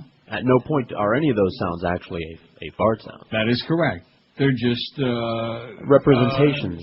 No, not even that. They're just sounds. They could be anything. See what I'm saying? A rim shot. Well. Oh, sorry. Some Senate Democrats are becoming very angry with Senator Drew Lieberman's statements on the campaign trail. Democrats are upset with statements Lieberman made about the Iraq War, implying that the stand of many Democrats to bring the troops home from Iraq by a certain date puts our national security at risk. This is an evil, evil man, a dangerous, a lunatic, a Farbissen. I think he had his tzitzes on too tight. Some senior aides have intimated that Lieberman may lose seniority within the caucus over the imbroglio. Remember Ernie Broglio pitched for the Cincinnati Reds about 40 years ago? A majority of the Senate Democrats, 26 to date, have said they will support Ned Lamont in the November election. A group of the Senate, let's see, where's the thing? If he continues to alienate his colleagues, Lieberman could be stripped of his seniority within the Democratic caucus. Should he defeat Ned Lamont in the general election this November, which he will because the Republicans are going to elect him. Which should tell you a lot right there. Why aren't they going to elect the Republican? Because he's a card counter. Oh, I see. In recent days, Lieberman has rankled Democrats in the upper chamber by suggesting that those who support bringing U.S. troops home from Iraq by a certain date would bolster terrorist planning attacks against the U.S. and its allies. He also sparked resentment by saying last week on NBC's Today Show that the Democratic Party was out of the political mainstream. Yeah, everybody else is out of line except you, Jew, Lieberman. Democrats are worried that Lieberman may be giving the Republicans a golden opportunity to undermine their message. He is a peace dreck. And that's the nicest thing I can say. Fred C. says in a fax here, you're not taking calls. Oh, I took some calls. I took more today than I have in last month put together. You're not taking calls, but I want to get this idea to you about JonBenét and the parents. Besides what you said this morning about the parents acting guilty with their behavior toward the police, etc., most of us did think they or one of them, at least, was guilty. But here's my take, says Fred. I think they were guilty, not of killing her, but creating her, especially the mother, because they created a little beauty queen for the pedophiles to take advantage of. That's right. There's nothing like creating a little queen. In other words, had they not put their child through those ridiculous beauty pageants and dressed her up as if she were an adult with all the makeup and the provocative outfits for pedophiles, she probably would never have been killed. Excellent point, Fred. We've been saying that. If she looked like a normal little girl with pigtails and dirty jeans, etc., she'd probably be still alive. They could hit her with 5 shots and she'd be still alive today. And I think her parents knew that immediately, thus the guilt. I just think that basically they're a couple of slime balls. Sure. That's my take. I mean, I know he's got a lot of money, but there are plenty of slime balls with a lot of money. Yes, there are. In fact, most of the people with a lot of... Oh, guess who's been here all this week? At least not today, but previous to today. Slime ball with a lot of money? Bill Gates. Yeah, there you go. He qualifies. And Bill Clinton. The World AIDS Conference is going on here this week, and boy, I tell you, they love Clinton. Man, they're lined up 8 million deep to shake his hand and check out his gland and just... You know, I can just see the little kids now saying, Pop had Clinton, look what we got. Right? Yeah. And absolutely correct, all you kids out there. Pop had, and everybody, with all, you know, for example, I wasn't too happy about the fact that he schlepped over there to Connecticut and was like sucking up to vote for Lieberman and campaigning with him before the primary. But you do notice that he just said that was because he wanted to be a good Democrat, whatever that means. But then as soon as the primary was over and Lieberman started opening his mouth again, Clinton just ripped him to shreds. Did you see the article on our website yesterday? No. Or is it today? Is it today, Josh? I'm pretty sure it was yesterday. I'll check it out. Who can keep track when you're sending 40, 50,000 stories? Yeah, that's what I was going to say. Boy, you're starting to get a little bit surly now. I noticed you didn't waste any time cashing that check. It was yesterday. Look at that. Almost 600 people have read that. You know what really is disappointing to me, and it shouldn't be because I realize that we're wasting our time, although the money is good. But we put those things on there. I mean, Eric went through just an apoplectic fit putting those things on there to, you know, pacify me on Tuesday. Mm-hmm. George Bush singing right. Sunday Bloody Sunday, which is a real hoot. It's fabulous. And then Keith Olbermann, The Nexus of Politics and Terror, which we even played the audio on the air, which everybody ought to watch that over and over again, have screenings in their home in HD and whatever. And they just don't read those things. They don't look at them. Right. And these aren't even things that they need to read. These are videos that unfold before their eyes. All they got to do is click a button, man. Mm-hmm. Click the link right under the pool and watch those two, especially the Olbermann piece. But we don't want to believe that because you're just poo-pooing. It's just partisan politics, Neil. You're poo-pooing. This administration is really keeping us safe from terror attacks, right? No question about it. Oh, I'm sure you saw this thing about the Israeli army chief who sold his stocks. You didn't see this? Nope. Stock scandal spells doom of embattled Israeli army chief, writes Marius Shatner. I wonder if he's really the Billy Boy in Agence France Presse. Israel's army chief, under fire for selling shares hours before launching an offensive in Lebanon, was looking set to become the first head to roll in an outcry over the state's handling of the month-long war. Israel's media have piled opprobrium on Dan Halutz since the Ma'ariv newspaper revealed Tuesday that he had sold shares hours before the start of the Israeli offensive in Lebanon July 12. The story, confirmed by Halutz himself, has focused the anger of many in the country struggling to come to terms with the less than decisive outcome of its war. Well, what an understatement that is, against the fundamentalist Hezbollah militias sparked on July 12th. Leaves me tongue-tied. There's an old Romanian saying that goes like this: the country is burning, but Grandma is combing her hair. The country was on fire, and all that interested Halutz was his investment portfolio, Member of Parliament Colette Avital said Tuesday. Resignation calls have come from Parliament, but also from the highest circles of the defense establishment. Defense Minister Amir Peretz, also under fire for his performance since the start of the war July 12th, defended the Army Chief's loyalty and dedication. His attention is entirely devoted to the war and the success of the Army's missions, Peretz said. This regrettable affair would never have captured so much attention had the Lebanon campaign with a clear-cut victory for Israel, said Mark Keller, an analyst with the Jaffe Center for Strategic Studies. Oh, they just needed more time then. That's right. They just need another couple of months, for Christ's sake. It is possible that the general made mistakes, but he certainly isn't the only one, whether at the political or military echelons, he told Agence France Presse, AFP. Newspapers pilloried Halutz yesterday, using the scandal to vent their anger at the man whose forces suffered unexpected setbacks at the hands of well-armed Hezbollah militiamen. Ma'ariv's editor Ben Caspit was confident that the public's perception of a general who tries to save his stocks portfolio while sending his troops to the front lines would spell the end of his career. He entered this war as a prime minister designate. He's leaving it on a stretcher, he wrote. Kind of like Ariel Sharon, I guess, who's up Soros. The appointment last year of the former Air Force chief to the position of chief of staff had received a lukewarm reception within the ranks of the military, where some senior officers argued that a pilot was ill-suited for the top job. He was often criticized for being arrogant and overestimating the Air Force. Well, that sounds familiar, too. It worked real well in Vietnam, didn't it, when we bombed them into submission? Right. Always works real well, like in Iraq, the bombing Afghanistan, campaign. Iraq. That There put you an go. end to all of that. Sure. Afghanistan worked like crazy. No more Taliban there, although I do have a story about the poppy industry is bigger than ever. Good. When are we getting And ours? it sure worked really well there in Lebanon. Just bombed them into the Stone Age. Nice to see those ragheads in Saudi Arabia coming up with a few $1 million for the poor Lebanese schlepper, isn't it? I mean, they're just doing it for PR. You think the Lebanese are starting to take this personal, maybe? Over and over again. I mean, they were just starting to get the economy going again. The tourism was, they have the nice beaches there, and they had the casino and everything. Everything is starting to get we can't have that. Again.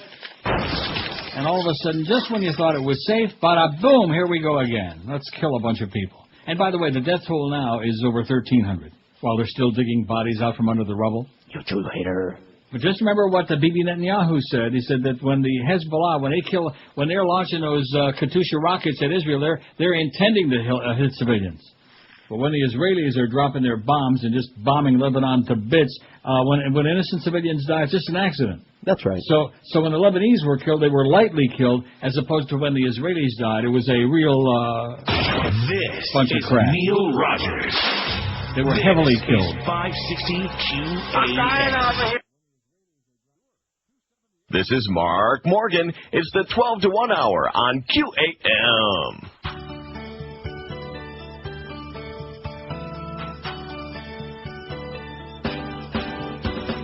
Every day the news is warning we have a yellow light. That must be they have something to hide. That's how they manipulate headlines. What's screaming any kind of subterfuge is useful like a yellow light. Designed by the corporate media right. And that's why we have a yellow light. Can't explain the meaning of what these lights do. So coverage is at its best with a set of blow pens and noodles cartoons. Anytime they want to confuse the news, they have a yellow light. What's that mean? Something they can't define. That's why we have a yellow light, a big light. Anytime they want to confuse. 1203 at 560 WQM. We got Curtis Stevenson coming up at 2, and then we got Geldy at 4, proving that nothing in life is perfect. Hurricane Hotline at GameWorks and the Beast at GameWorks between 7 and 10, and the Ed Kaplan Show at 10 o'clock tonight. That's our lineup. No Marlin game. Marlins come home against the Braves tomorrow. Any interest? No. Those red-hot Marlins, well, those lukewarm Marlins. You know, the amazing part of it is that they're still like, what, only about 6.5 games out of the wild card? Mm-hmm. Josh? He just got back. Got back from where? I was taking a deuce. What'd you say? I said, you're the guy that started the rumor about the ticket is going off the Air March 1. I got the rumor, yeah. And started it. Okay.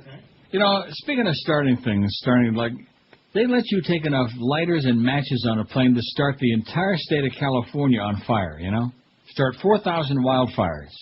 And there's actually anybody stupid enough out there to believe that they're concerned about safety on airlines? Well, 3 packs of matches and 3... What kind of person... Even George, as much smoking as he does, don't need 3 packs of matches and 3 lighters. Just 1 lighter will do. Yeah, there you go. If it's full, you know, and a spare. It doesn't hurt to have a spare. God. Extra papers. I mean, just on the face of these things, oh, yeah, well, that makes a lot of sense to me. You're right.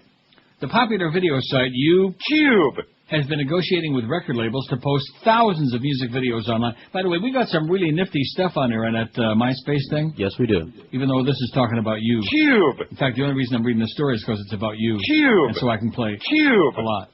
Aiming to move beyond a site where people mostly share homemade video clips, which claims over 100 million views a day, is reportedly seeking the rights to post current and archived music videos online, and said any commercial model it chooses will offer the videos for free. Now, being an old fart, which I am, what's the difference between MySpace and YouTube? YouTube is just a site where anyone can post videos, so you just see videos on there. Now, MySpace, you can put all kinds of things on your MySpace page. Oh, our page is loaded with good stuff. Right, and a lot of what people put on their MySpace page, you included, involves links to YouTube videos so that you can play videos from YouTube right there from your MySpace page. So MySpace is much more versatile. Right. It's personal, and YouTube is just videos. What, you watch? YouTube! Oh. What? Listen. Huh? Oh, wait a minute. Oh, thank you. Boy, I what can't we stop really want to do, today. when you listen to this is all about you, for Christ's sakes. What we really want to do in 6 to 12 months, maybe 18 months, is to have every music video ever created up on YouTube. Wow. Co-founder Steve Chen told Reuters, everyone ever made. We're trying to bring in as much of this content as we can to the site. Chen also said that YouTube intends to differentiate itself from pay-to-view or download services like iTunes and AOL Music, or others like Yahoo Music, which is supported by an advertising revenue share model with record labels. YouTube hopes to integrate the music videos into the community features of its site, allowing users to add the videos to their own profiles and post reviews of them. The business model is reportedly being developed in tandem with all 4 major record companies. Now, getting the 4 major labels to agree to this business model is key since YouTube has run into trouble in the past when users posted copyrighted videos from TV shows on its site, including one run-in with NBC over a Saturday Night Live clip. But YouTube says its policy is to take down pirated content as soon as it becomes aware of it. Right now we're trying to very quickly determine how and what the model to distribute this content is, and we're very aggressive in assisting labels to try to get the content on YouTube, Chen said. What kind of a name is that? Steve Chen. Chinese? Yeah. I would guess. But Steve? Are Chinese people named Steve? Well, Americanized. Chinese guy. Maybe it's half and half. Warner Music and EMI both confirmed to Reuters that they were trying to work with YouTube. We're obviously interested in legitimate use scenarios and trying to broaden those, and our focus with YouTube is how to be partners while protecting our artists and ensuring they get paid, said Warner's SVP of Digital and Business Development, Michael Nash. Well, what is SVP? Vice President of, Sony Viacom Pictures? I wonder what the S stands for. No, it's something Vice President. Oh, okay. Senior. What is it? Seaman? Senior. Oh, I thought you said Seaman. Smegma? Yeah, that's what I said. Oh. We got 1,135 votes. We're going to top that goal of 1,200 easy, so we can play all Elvis all day tomorrow. Lottie, Miss Claudie. Yeah, now one thing I learned on that thing last night, which I knew, I mean, the drugs obviously killed him, and he and let's see, who was the chick that he was dating at that time? I forget what her name was. Really hot, too, by the way. Did you ever see her? No. She was shacked up there in Graceland with Elvis at the time. But nevertheless, so the two of them got in the limo or whatever, and they went to the dentist 11:30 at night. And the dentist wrote a prescription. They went to an all-night pharmacy at some hospital there in Graceland. Where is Graceland? Memphis, excuse me. We just went through that the other day. Yes, we did. Oh, the Boulder DA is holding a briefing on the arrest in the JonBenét. Mr. Karr has traveled extensively. Okay, that's enough. So anyway, one thing I did learn, Dilaudid's, it's liquid heroin. Okay. I never knew that. Well, they're pills, too, actually, because a buddy of mine got them after his surgery. Your buddy is on Dilaudid? Is that the same guy that won the $10,000 at the casino? No. Oh. Well, they could buy a lot of pills. A lot of them. Well, liquid Dilaudid is liquid heroin. Okay. At least that's what they said on the show last night. What the hell do I know about drugs, for Christ's sake? 1,126 votes on the poll. Which of these people, places, or things do you care about least? American Idol, 182. Oh, my God. That's a sure sign of a disease. And another sign of American disease, celebrity poker, 165. Syphilis does very bad damage to the brain, So I think there must be an epidemic of syphilis in America because people watching other people playing cards on television, I still can't get over it. And it is wildly popular. That's the best part of the whole deal. So wildly popular. You want to hear a little bit more about this guy that...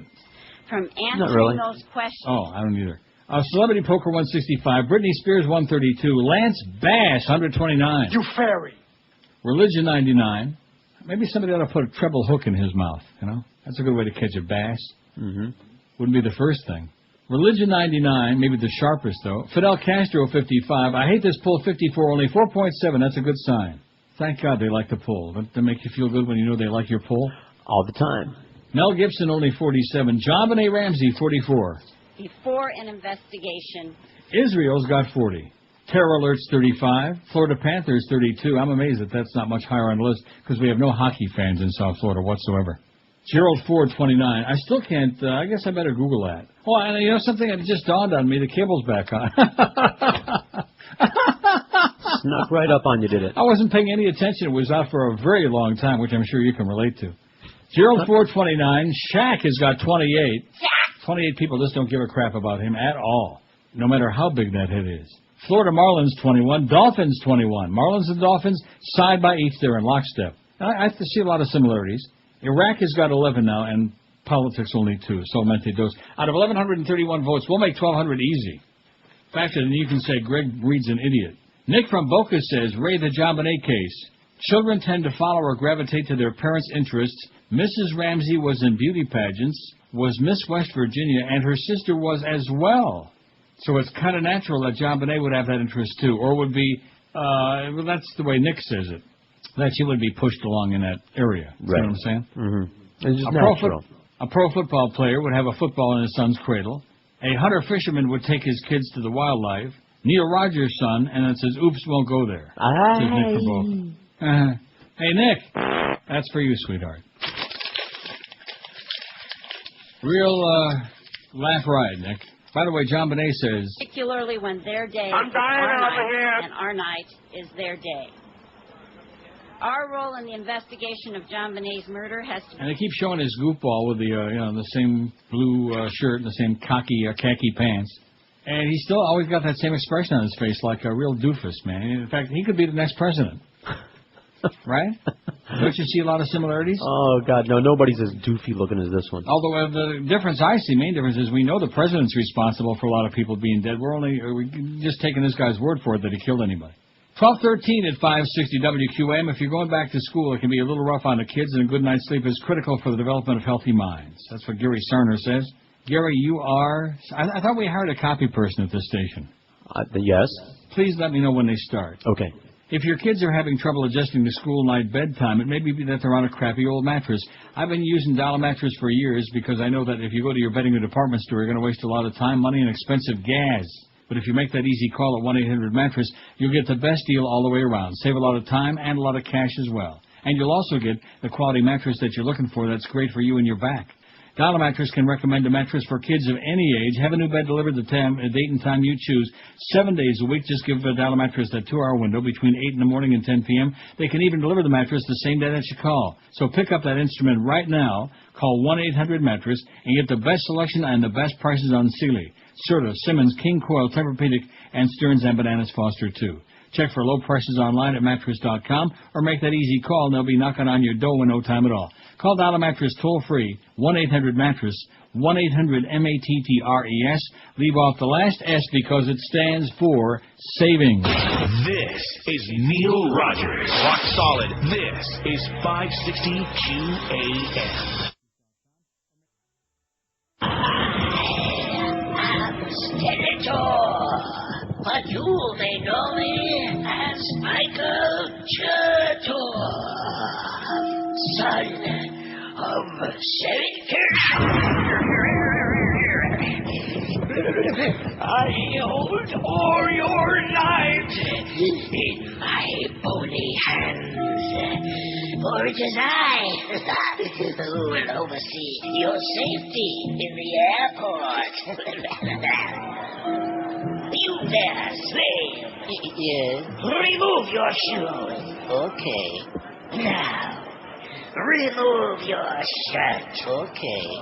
What else do you require of me? I require you remove your pants. Okay.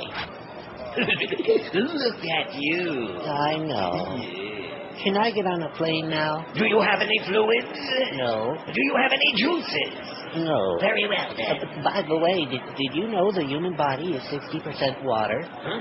That is a liquid. Yes. Kill them all! Kill them all! This message paid for by PSA, Turgid Security A-Holes. From 19 at 560, only 42 packs of matches and 75 cigarette lighters. That's all I'm going to let you take on, starting now. And a flamethrower. Did you say? Flaming. Robert Fisk writes, in The Independent, that's my favorite newspaper in the world, in case you didn't know that. And by the way, in case you didn't know it, the ticket, allegedly, the rumor is going off, changing format, March 1. No more all sports across the street. Because evidently, Joel Feinberg's daddy is tired of flushing all that money down the toilet. $8 million they've lost, and that's before this Dolphin season. They're going to lose over $10 million before they finally shut that spigot off on the freeway. Would you call me? How do you like that? They're going to lose over $10 million, and Daddy's just real tired of it, okay? It was basically an ego exercise. That's what it always is, putting these sports stations on here. It's an exercise in ego. You know what I'm saying? Like a jackass like Greg Reed, who's a big sports nerd. You know, he's into the sport. That's all he knows is sports and getting laid, which to him is a sport, I guess. And that's it. And the same was true with that fan, which lasted about, how many minutes did that last? About 30, man. And then there was that 94, the INZ, what did they call that? RFX, right? Okay. Yeah. It's all a blur to me. Oh, yeah, RFX. That was going to be the big Fox Sports thing there. That was, how many seconds? About 30, man. 30 seconds that lasted on the air. In fact, that's where Clarence's buddy Stu Gatz was over there for a while, before his daddy also decided to buy his way and to make him general manager over across the street. I mean, that would be like saying that Robert Grieper is going to be the president of General Motors. I mean, just the concept of it is so idiotic. Any minute now. Stu Gatz is general manager of the ticket over there. Yeah, right. Talk about a wiener. Robert Fisk writes in The Independent, in the face of Bush's lies, it's left to Assad to tell the truth. Well, that's about as much of an indictment as you can get, you know what? So what's this broad saying about poor JonBenét? Well, I guess she's still dead. Robert Fisk says, in the sparse Baathist drawing rooms of Damascus, reality often seems a long ways away. But it was a sign of the times that President Bashar al-Assad was able to bring the great and the good of Damascus to their feet by the simple token of telling the truth, which no other Arab leader has chosen to do these past 5 weeks, that the Lebanese Hezbollah guerrilla army has in effect won this round of their war with Israel.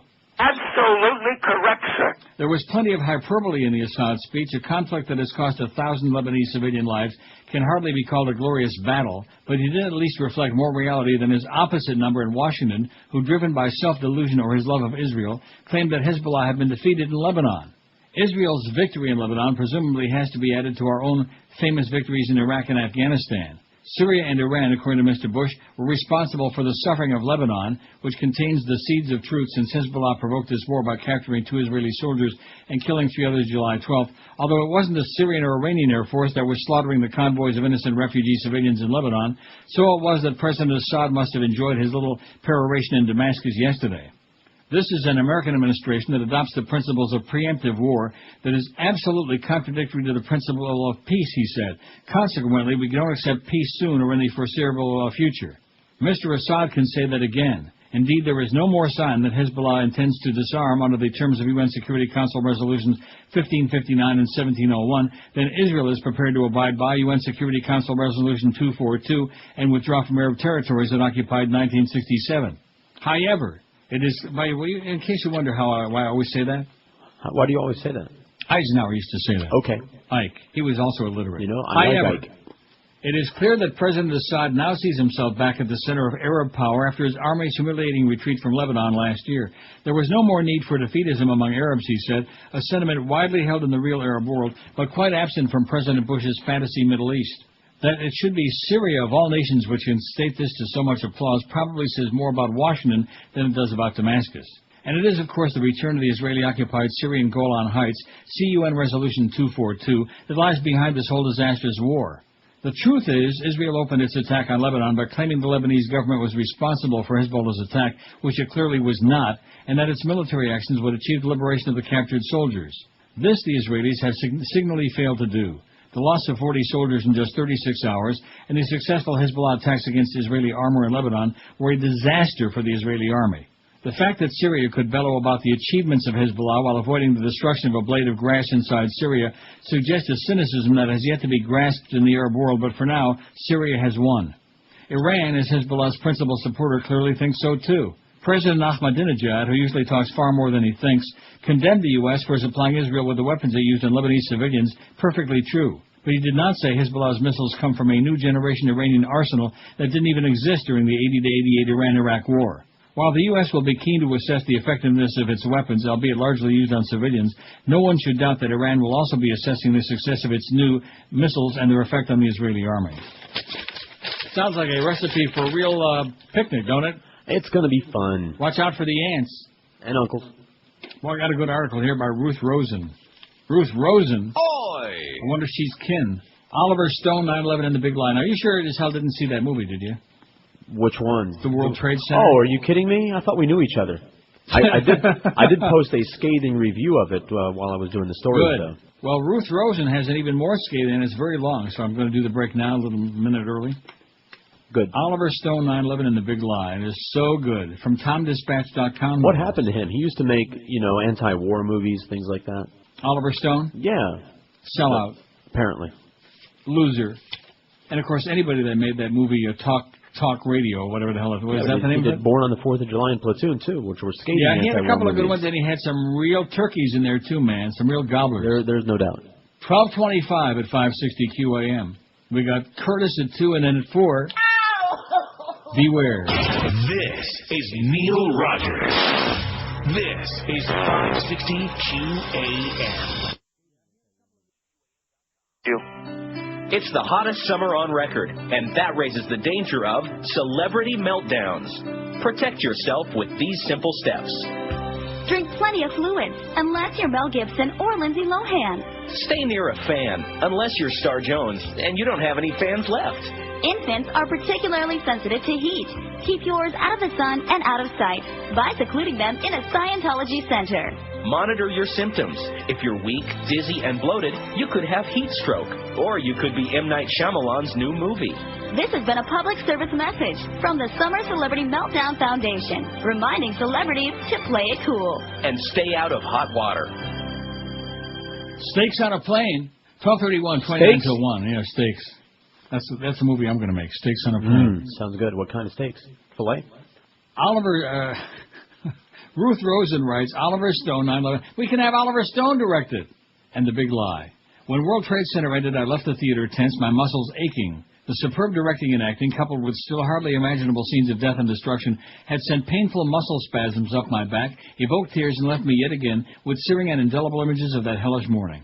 I felt disoriented in the bright sunlight of a Northern California afternoon. As my mind regained its critical faculties, however, another kind of shock set in. I suddenly realized that Oliver Stone's movie reinforces the big lie, endlessly repeated by Dick Cheney, echoed and amplified by the right-wing media, that 9/11 was somehow linked to Iraq or supported by Iraqi dictator Saddam Hussein. It might surprise you that this Oliver Stone film is neither ideological nor conspiratorial, which in my view is just as it should be. Instead, it's a portrayal of what the men who braved hell and the families who anguished over their survival experienced. World Trade Center gives 9/11 a distinctly human face by following two Port Authority policemen and their families. We watch the men muster their courage to help evacuate people in one of the towers. We gasp as they're buried alive. We wince as heavy slabs of cement crush their bodies. And we hold our breath as they struggle to keep each other going in the face of imminent death.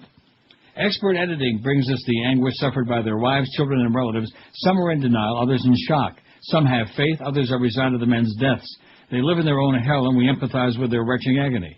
With a subtle touch, Stone shows us people all over the planet horrified by television images of the airplanes crashing into the towers. He reminds us that the people of the world expressed an outpouring of sympathy since been squandered by the Bush administration. Meanwhile, Stone introduces us to one ex-Marine who feels called by God to help rescue those buried alive. He gets his hair cut short, puts on his old uniform, and with all the authority of a former staff sergeant, does what he knows best, uses his military skills to save people's lives. Determined and angry, he insists that we must avenge this horrendous attack. We also watch a group of Wisconsin policemen viewing the terrorist attacks on television. One screams out, "The bastards!" Stone, in other words, captures the desire for revenge already in the air. And yet, in none of these profoundly moving scenes is there even a mention of who might have committed this atrocity. Neither the name Al-Qaeda nor Osama bin Laden is so much as whispered. You might say, but everyone knows it was Al-Qaeda, and you'd be right, but do most Americans really know just who those terrorists were, or that they had no connection to Iraq? That not a single one of them came even from that country? It doesn't sound very important until you realize that various polls over the last 5 years have reported from 20 to 50% of Americans still believe Iraqis were on those planes. They were not. As of early 2005, according to a Harris poll, 47% of Americans were convinced that Saddam Hussein actually helped plan the attack and supported the hijackers.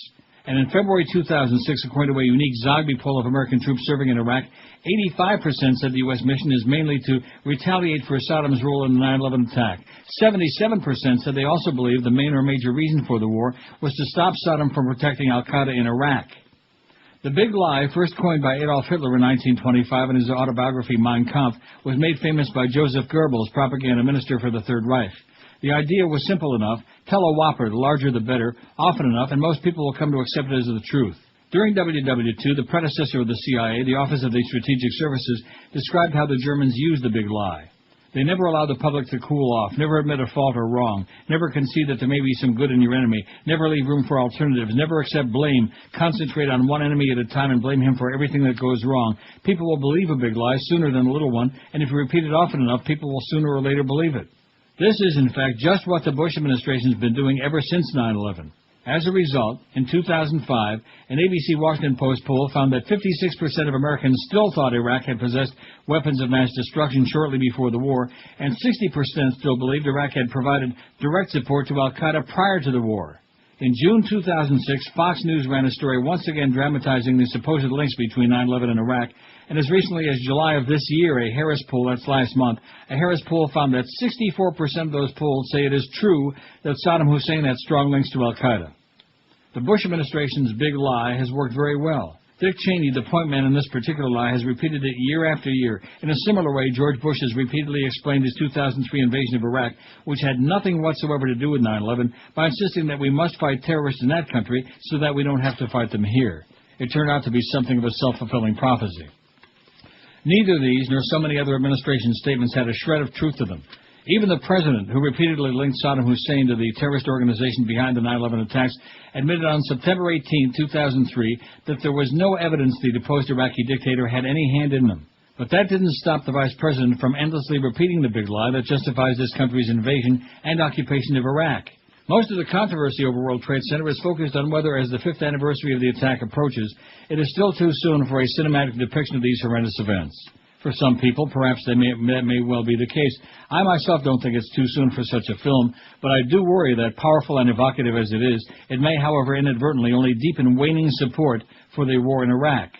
Despite the near flood of documentaries on the terrorist attacks heading toward the small screen this September, Stone's film, for many Americans, may end up being the definitive cinematic record of what it felt like to be inside the hellish cyclone known simply by the numbers 9/11. To offer a faithful recreation of that historical catastrophe, however, Stone owed viewers the whole truth, not merely a brilliant graphic portrayal of what happened and how it affected the lives of some of those involved. As it ends, a written postscript appears that describes what happened to the buried Port Authority policemen, their families, and the ex-Marine who helped to rescue them, whose last line is, "We're going to need some good men out there to revenge this." We learn that the two men survived an unbearable number of surgeries and are living with their families. Next we read that the ex-Marine re-upped and later did 2 tours of duty in Iraq. At that moment I wanted to shout out, "Don't you mean Afghanistan?" Then I imagine the satisfaction Dick Cheney and sore loser Senator Drew Lieberman would take in this not quite spelled out linkage of 9/11 and Iraq. I kept waiting for what never came, even a note in the postscript reminding the audience of those who had actually committed the crime. This is where, by omission, Stone's film ends up reinforcing the administration's big lie. You could easily have left the theater thinking that the saintly ex-Marine had gone off to fight those who attacked our country. That evening I wrote the words that should have appeared in the postscript. Government officials later confirmed that the organization which plotted the destruction of the World Trade Center was Al-Qaeda, led by Osama bin Laden, a Saudi Arabia, and Ayman al-Zawahiri, an Egyptian. 19 men executed the attacks on the World Trade Center and the Pentagon. 15 of them came from Saudi Arabia, the remaining from Egypt, the United Arab Emirates, and Lebanon. None of them came from Iraq, not a one. What happened to Oliver Stone, the filmmaker who gave us Platoon, Born on the 4th of July, Wall Street and Nixon? I think George just said that. Despite his conspiratorial foibles in JFK, he has long been a movie maker dedicated to raising tough questions about our American past. Where did his commitment to opening historical subjects for debate go? He was right not to politicize this film, but truth-telling required that he identify the terrorists. Truth-telling would have resulted in helping to dismantle the big lie that's resulted in the deaths of so many American soldiers and Iraqi civilians and has plunged Iraq into chaos and civil war. How could Oliver Stone leave it up to viewers to discover for themselves who committed this crime? How could he leave the audience with the impression that there was a connection, as Dick Cheney has never stopped saying, between 9/11 and Iraq? This is the tragic failure of Stone's World Trade Center. It undercuts the historical value of the film and reinforces the biggest lie of the last 5 years, still believed by far too many Americans, that in Iraq we're fighting those who attacked our country. Like George always says, they shouldn't have attacked us. That's right. That'll teach them to do it again. Historian and journalist Ruth Rosen, a former columnist for the LA Times and the San Francisco Chronicle, teaches at the University of California, Berkeley, and is a senior fellow at the Longview Institute. I wonder if she's as much of a fellow as Condoleezza. That's what they were saying at the World AIDS Conference, or Condoleezza. That's what Bubba was saying.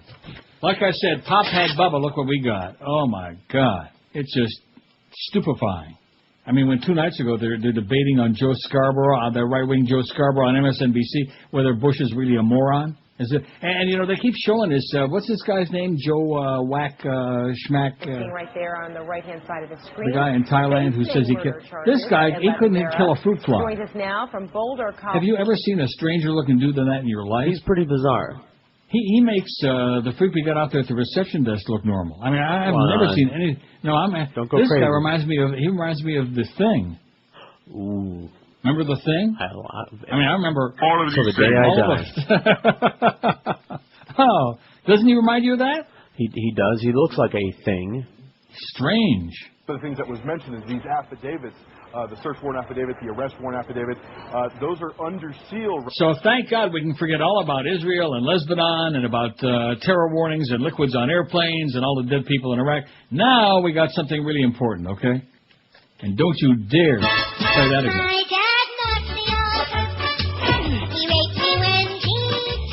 You owe an apology. This is Neil Rogers. This is 560 QAM. Oh, God. In a world where there's a place that has more bombs than the Middle East, your local theater, we bring you the sequel to Snakes on a Plane, Shakes on a Plane. Would you like a refreshment? I'll have a coffee. I'm sorry, we only have shakes. Oh. We have chocolate, strawberry, vanilla, banana, and your choice of Shaker Shake, Shake-Up Pudding, and Shakey's Pizza. Let's see, I hate vanilla. I'm allergic to strawberry. It's only a 2-hour flight, sir. You look familiar. Aren't you Janet Reno? Yeah, what about it? I don't know. It just makes me long for the days of sexy stews and humps. Don't miss On a Plane. Did you guys hear that? Boa constrictors, cobras and asps. They never had tickets for business class. Python row 1, a rattler and 2. I'd like to complain, but they've bitten the crew. It's the worst flight I ever had. An anaconda is hugging my dad. Sam Jackson, what can you do? I'd like to complain, but they've eaten the crew. Enough is enough. Snakes on a plane. Had it for drinks. Should have taken the train. Snakes on a plane. Should have taken the train. 1246 at 560. Speaking of stuff on a plane, in the media they present like a little bit of a story, and then you never really get the story behind the story. Right. So this crazy broad on this United Airlines flight that was diverted from London to Boston was supposed to go to D.C. Come to find out, according to CBS 4 in Boston, she was carrying a screwdriver, Vaseline, water, and a book referencing Al-Qaeda, along with matches, and claimed to be claustrophobic and acting like a crazy person. A book referencing Al-Qaeda? Right. That just means that the Al-Qaeda is mentioned somewhere in the book. It could have been a dictionary or something.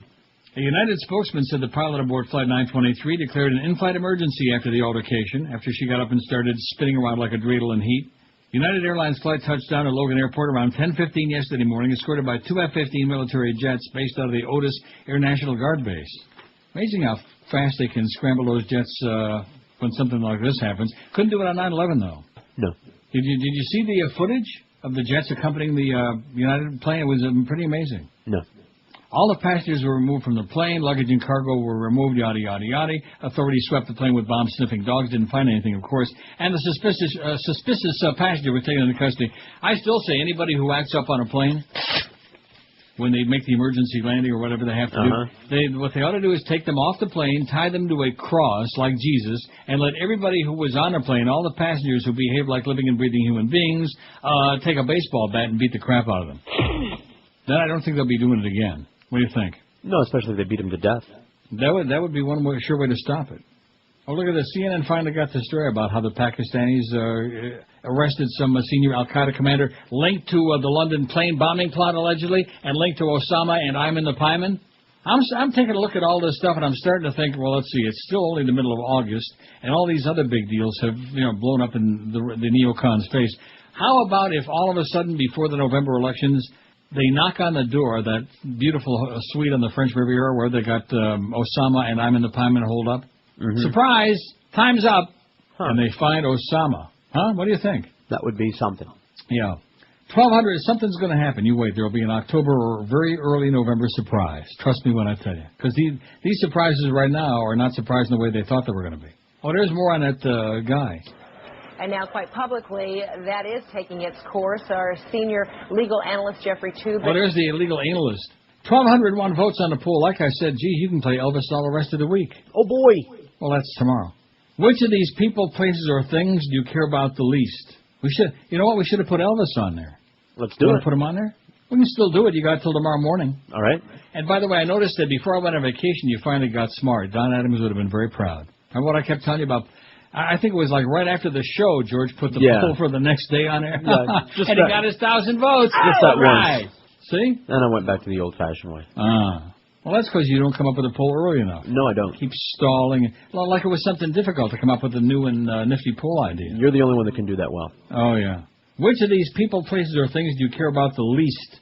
1,211 votes now, man. The votes are pouring in here. Man, even the Bush people and the folks at Diebold can't make the votes come in that fast. Well, really, when you come right down to it before I read the poll result, I was thinking about this last night.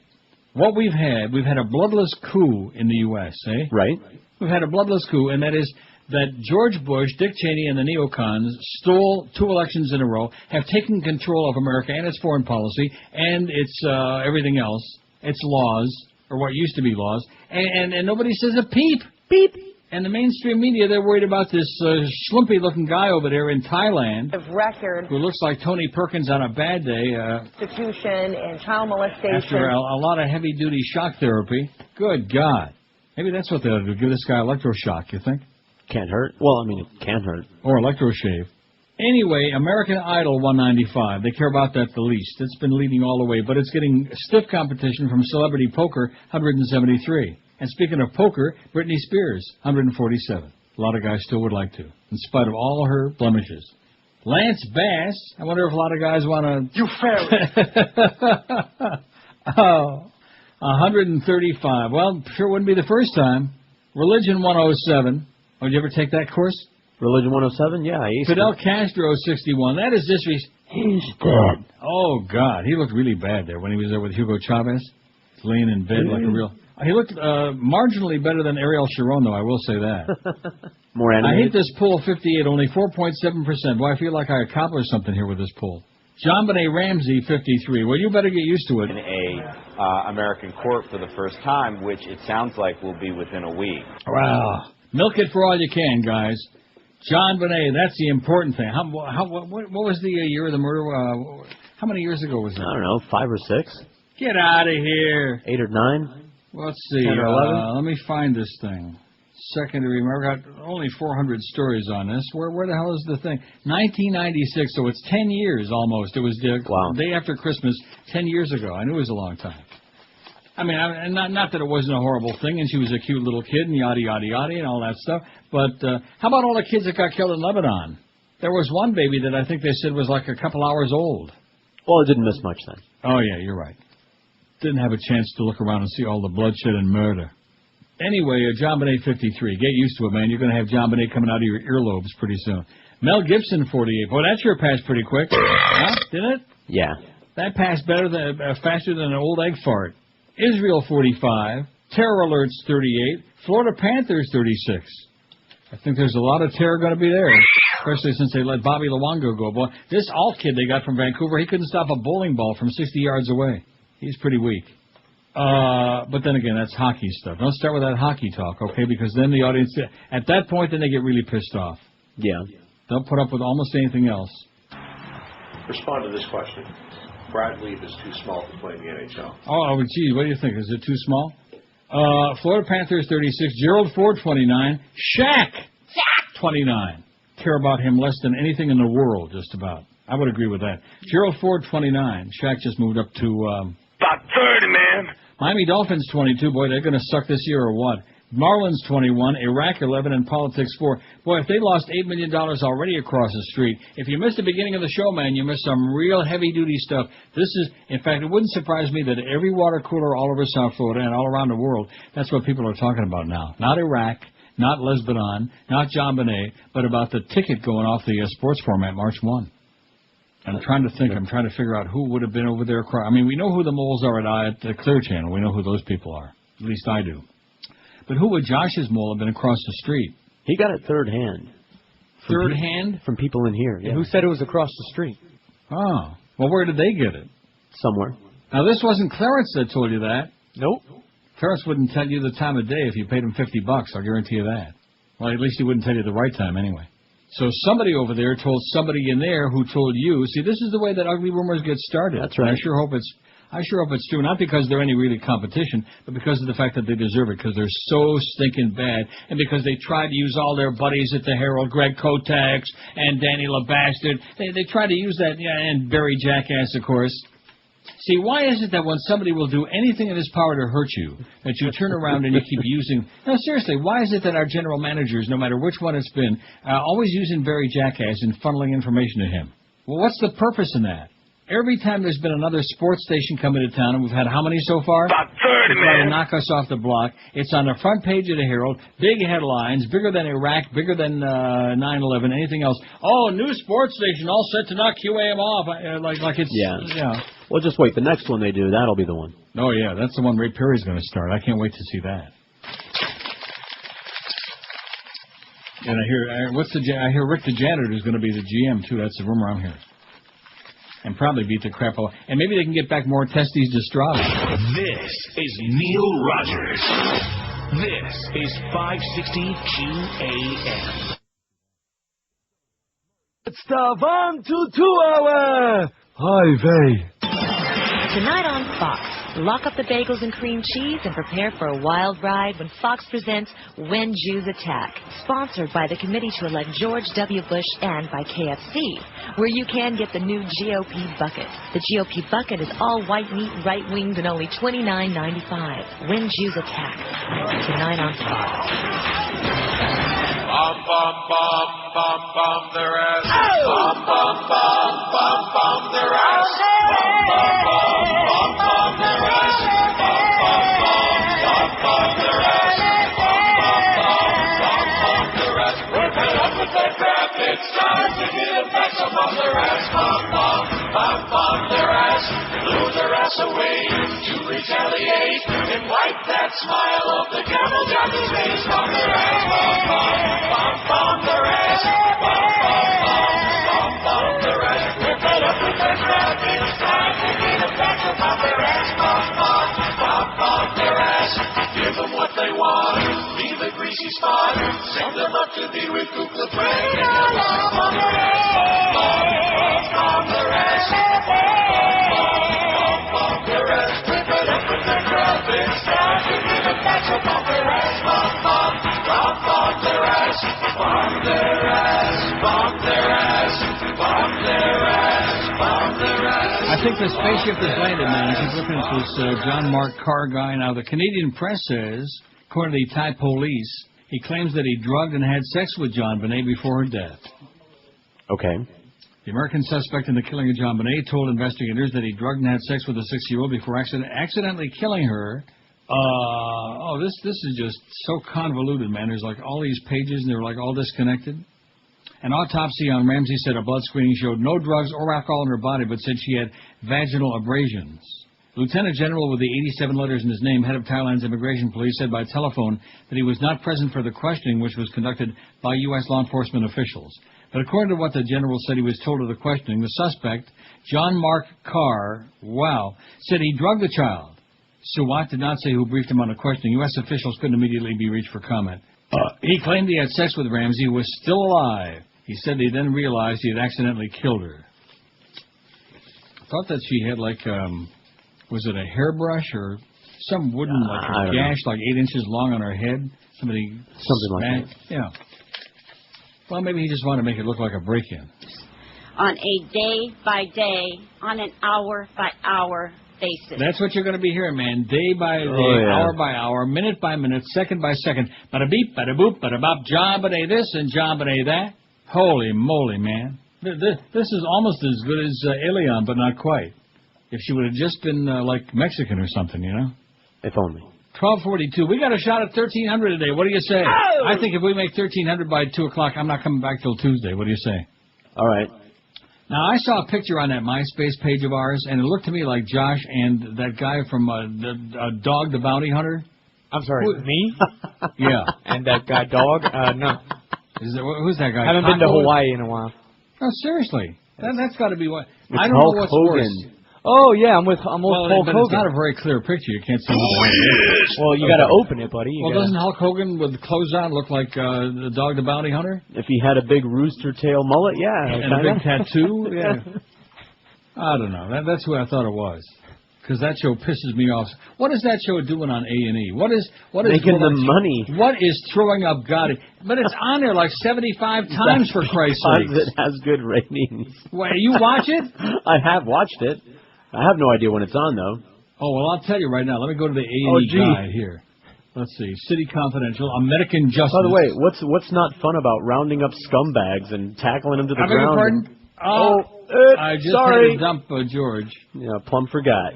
It's that trombone, baby. Is that what it is? Yeah. Let's see, the first 48. I guess it's not on tonight, but they have like 4 episodes side by each back to back. I don't know when it's on, but I'll confess, if I'm flipping, I'll see Dog what. the Bounty Hunter. It's Oh hysterical. my God, the fact that you would watch that, it just makes me want to cry. Listen, it's high comedy. Wow. They chase I'll tell you people what kind down and tackle I'll tell you what them. kind of high comedy it is. Okay. Hiya, Pally. Jeff high comedy. About as funny as that. Anyway, they're all over this JonBenét guy like stink on Joyce. Man, oh man, they're just all over it. But this bears out what I've been telling you for years. Oh, look at I just turned to MSNBC to get away from it. But it's been 10 years, and I understand the need to act because of exigent circumstances, but I think there's steps that you can take. This is not human. In fact, I'm positive. What was the guy's name in that sci-fi movie that came from outer space or whatever it was? Which one? There are several like that. You know the one I'm talking about, where they were all chasing after him after the spaceship. What the hell was his name with a real funny-shaped head? Oh, Claude Rains. No, not Claude Rains. We were talking about this a few weeks ago. Michael Rennie. Michael Rennie, who definitely looks like he could have been on the ship. And this guy looks like a smaller, wimpier version of Michael Rennie. Like somebody shrunk him, like in the clothes dryer. Just bizarre. Well, anyway, just in case you missed it. Oh, you owe an apology, just like Robert Duvall said in Godfather 2. Remember that? To who? My clients owed an apology, Senator. Don't you remember doing I apologize. Right. When Frankie Pentangeli was on there, bada-beep, bada-boop, bada-bop, I didn't know no Godfather. Dick Cheney, malignancy on the American polity, writes Theo Stein in the Portland Press-Herald. That Dick Cheney says the darndest things. Armed with insider info that the British were about to bust up a terror plot, Cheney leapt to the defense of Senator Drew Lieberman, Democrat of Connecticut, in a rare conference call with reporters. Those who voted for Lieberman's challenger were giving al-Qaeda types aid and comfort, Cheney said. The White House and Republican National Committee Chair Ken Mellman quickly moved in lockstep to claim that the entire Democratic Party shared the motives of rest of Connecticut primary voters who gave Ned Lamont a close victory. Yet White House aides later insisted that neither Cheney nor anybody else was trying to exploit the British success for partisan advantage. Right, if it walks like a skunk and waves its fanny in the air before spraying stink, it's a skunk, even if it goes by the title of vice president. The Bush administration has routinely designated Cheney to attack its perceived enemies, and rarely does the man disappoint. But this time, the once respectable congressman from Wyoming has sunk to a new low. Not that astounding acts of political chutzpah are foreign territory for Cheney. Recall that the former Halliburton CEO attached himself to the Bush candidacy as an advisor vetting potential vice presidential candidates before anointing himself to the post.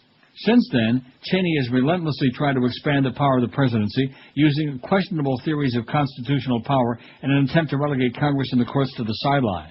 Fortunately, the U.S. Supreme Court in Hamden versus Rumsfeld rebuked the plotters in Cheney's ambit. Even if Cheney's gang hasn't figured out a way around Hamden yet, they sure know how to perfume the air in campaign season. I guess they stick their fanny up the air and, blow the trombone. There's absolutely no reason for any thinking person to be confident that the U.S. is any safer than it was on September 10th, 2001. The preemptive strike on Iraq and the abject, even criminal failure to plan for that country's stability has turned Iraq into a global recruiting center for Islamic terrorists. Into the regional power vacuum has stepped Iran, which is encouraging Iraqi Shiite death squads, Hezbollah, Hamas, and anyone else who can divert American attention from the Iranian march toward nuclear weapons capability. Lest we forget, the Middle East instability uncorked by our bungling in Iraq has added a significant risk premium to each barrel of oil, helping the mullahs and hurting ordinary Americans. Thank you, Mr. President, for those low gas prices. You forgot that today. Meanwhile, 5 years after 9/11, the administration and its enablers have failed to pass meaningful legislation to protect our ports or our vulnerable chemical plants. They've neglected to push for bomb detectors able to sniff out the kind of liquid explosives identified as part of a 1995 al-Qaeda plot to bomb airliners over the Pacific. And they've decided that the Constitution should not apply to the President so long as we're engaged in the so-called war on terror. You'd almost think that they're hoping for another attack before November to completely frighten voters out of their sensibilities. But they've done a fine job cutting taxes for the wealthy, haven't they?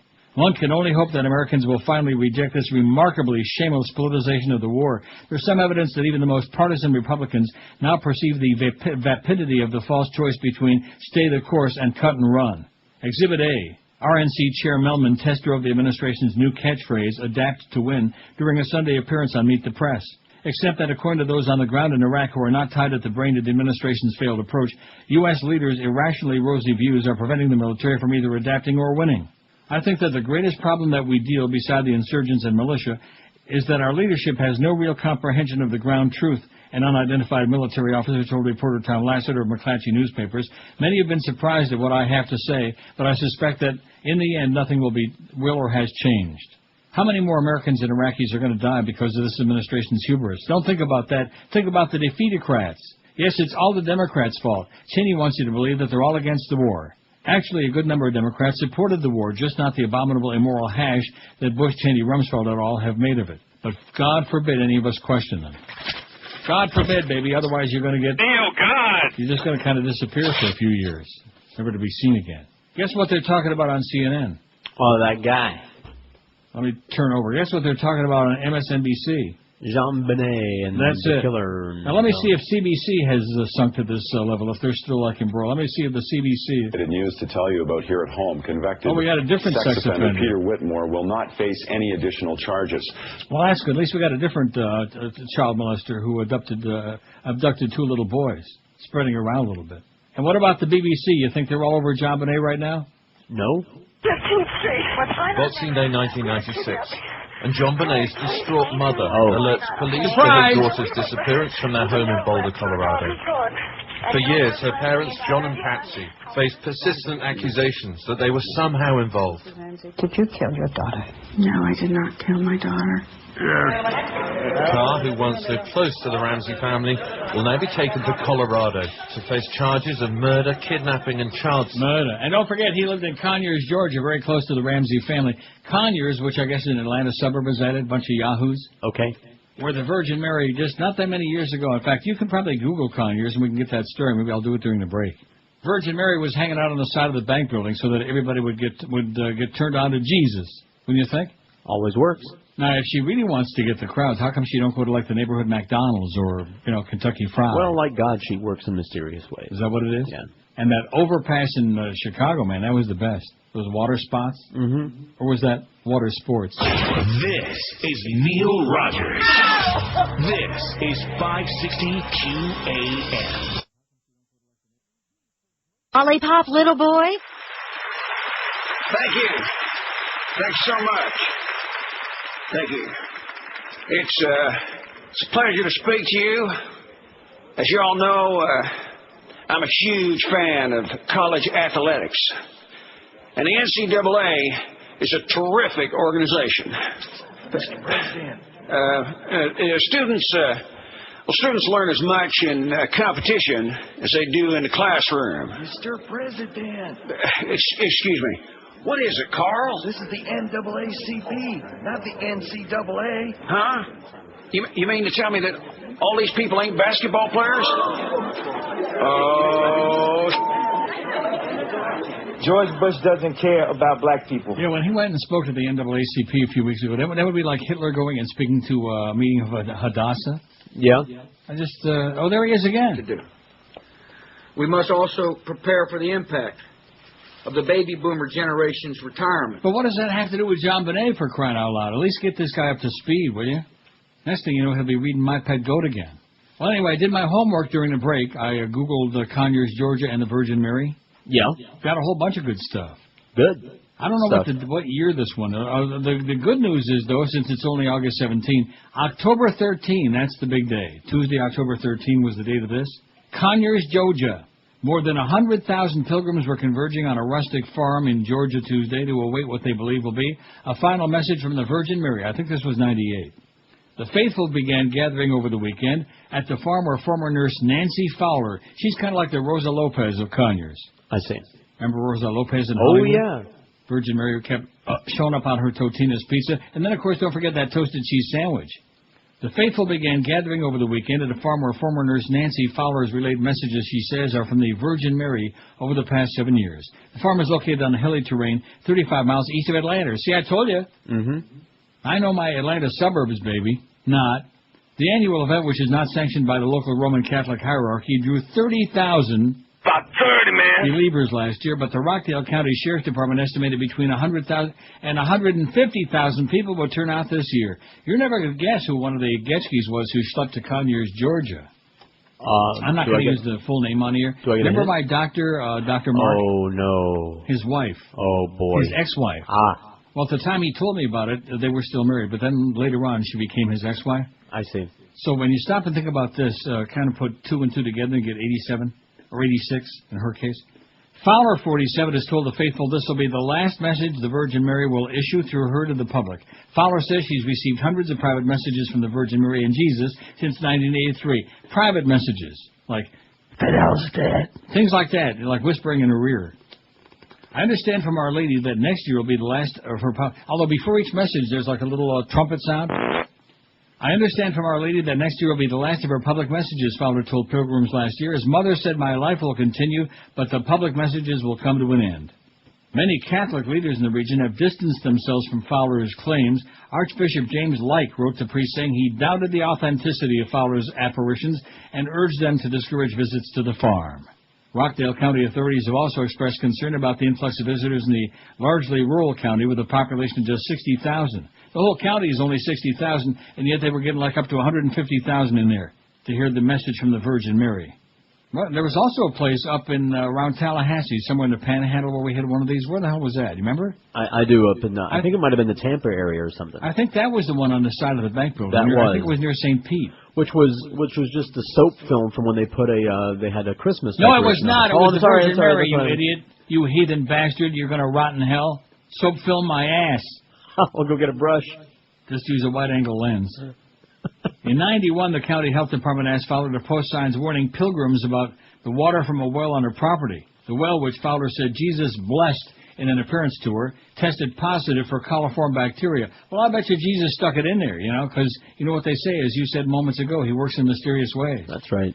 In 1992, the county asked Fowler to help regulate the flow of vehicles entering and leaving the farm after a traffic jam prevented emergency workers from reaching an elderly woman with heart problems. You would have thought that if the Virgin Mary or Jesus were there, they wouldn't have to worry about getting some emergency worker in there, right? He could have just waved his little pinky. Just like this guy that says he killed JonBenét. Man, could you see him waving his little pinky? Probably take off into flight. What a will-o'-the-wisp that thing is. I'm telling you, it's the thing. All of these things. The thing, though, was the snappier dresser with that old tweed jacket, that been... Oh, yeah, the very wide short tie and that little boy baseball hat. Like pirate school. I know if I was going to go audition for a job, I'd sure dress up in an outfit like that. Yeah, if you were a metal reject, yeah. In 1993, the Atlanta Constitution says the county threatened to declare large crowds at the farm a public nuisance. Bunch of heathen bastards. The complaint failed to deter the public, however, and in November of that year, 80,000 people showed up, the largest gathering so far. This has piqued my curiosity, speaking of Atlanta suburbs, and we've discussed this before. Oh, you know what one of the songs is I got on that iPod? Thanks to you, by the way, which you don't even probably know that you put it on there. Dueling Banjos. Oh, you're right. It was a hit, I understand. It was a hit, and it's great. And, of course, it's so ridiculous, but such a great movie. Aintree Racecourse. Oh, I guess I better put Georgia on there. I don't even know. Is there such a place? As what, Aintree Racecourse? No. Georgia? Aintree. No, I don't think there is. Aintree. Our river don't go to Aintree. Well, sure, you got to go somewhere, doesn't it? Nervous laugh. Mm-hmm. Let's see. Aintree, Alpharetta, Georgia. MapQuest. Maps 115 Aintree. I don't know what that means. And I heard the map just came up from MapQuest, and there's a star, although it looks like it's a 5-pointed star, not the right kind. How do you like that? So I guess there is this Aintree something.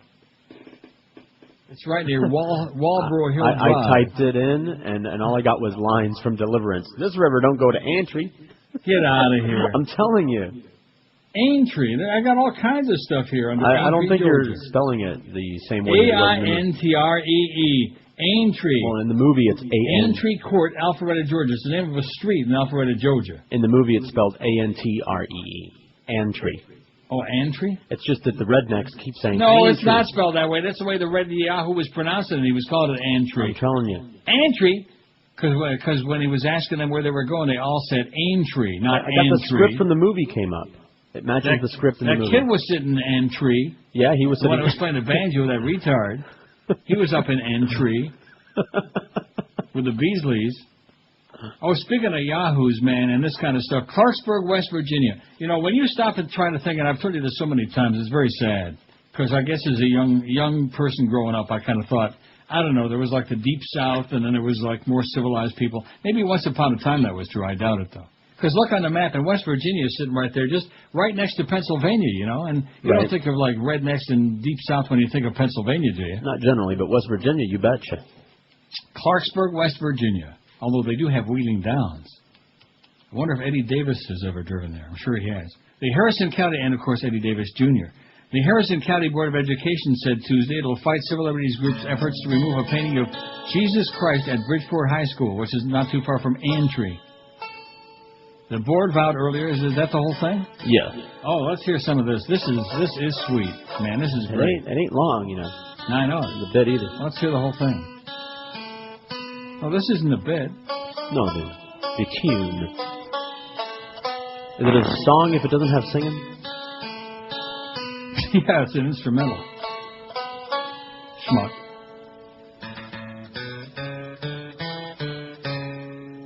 It takes forever to get going. I know. But as you know... I just heard it the other day, but it's worth... Once it does... And see, you got to conjure up in your mind, John Voight he's doing this duet with his retard with a banjo up in the tree. And, of course, that's what makes it even so much more ridiculous, is that all of a sudden this retard is like this brilliant musician. Well, maybe he was an idiot savant, an inbred savant.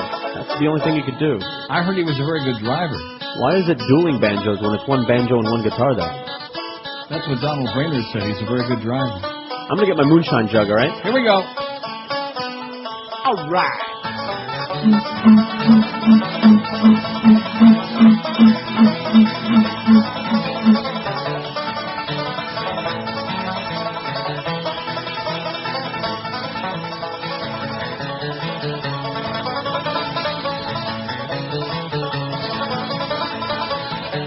That goofball sure could pick it, couldn't he?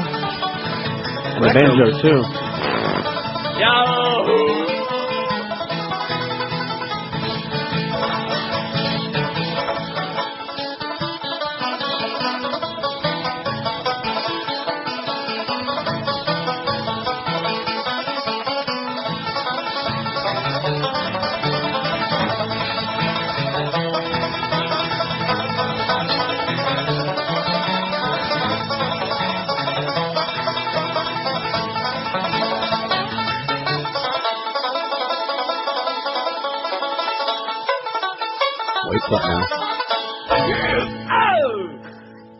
Clarksburg, West Virginia. The Harrison County Board of Education said this week it will fight civil liberties groups' efforts to remove a painting of Jesus at Bridgeport High School. The board vowed earlier not to spend public money defending itself, but to give an outside interest a Tuesday deadline to raise at least $150,000 for a defense fund. That goal was surpassed, board member Mike Queen said after the board met in private. The board is moving forward, Queen told a cheering audience of about 50 people, many of whom wore white T-shirts that read, "You can't take our Jesus down." I feel proud to be a West Virginian and American today because of what these people did here, said actor Mafe Nutter, who helped with the fundraising. Mafe Nutter. They said they would not be pushed off their own porch.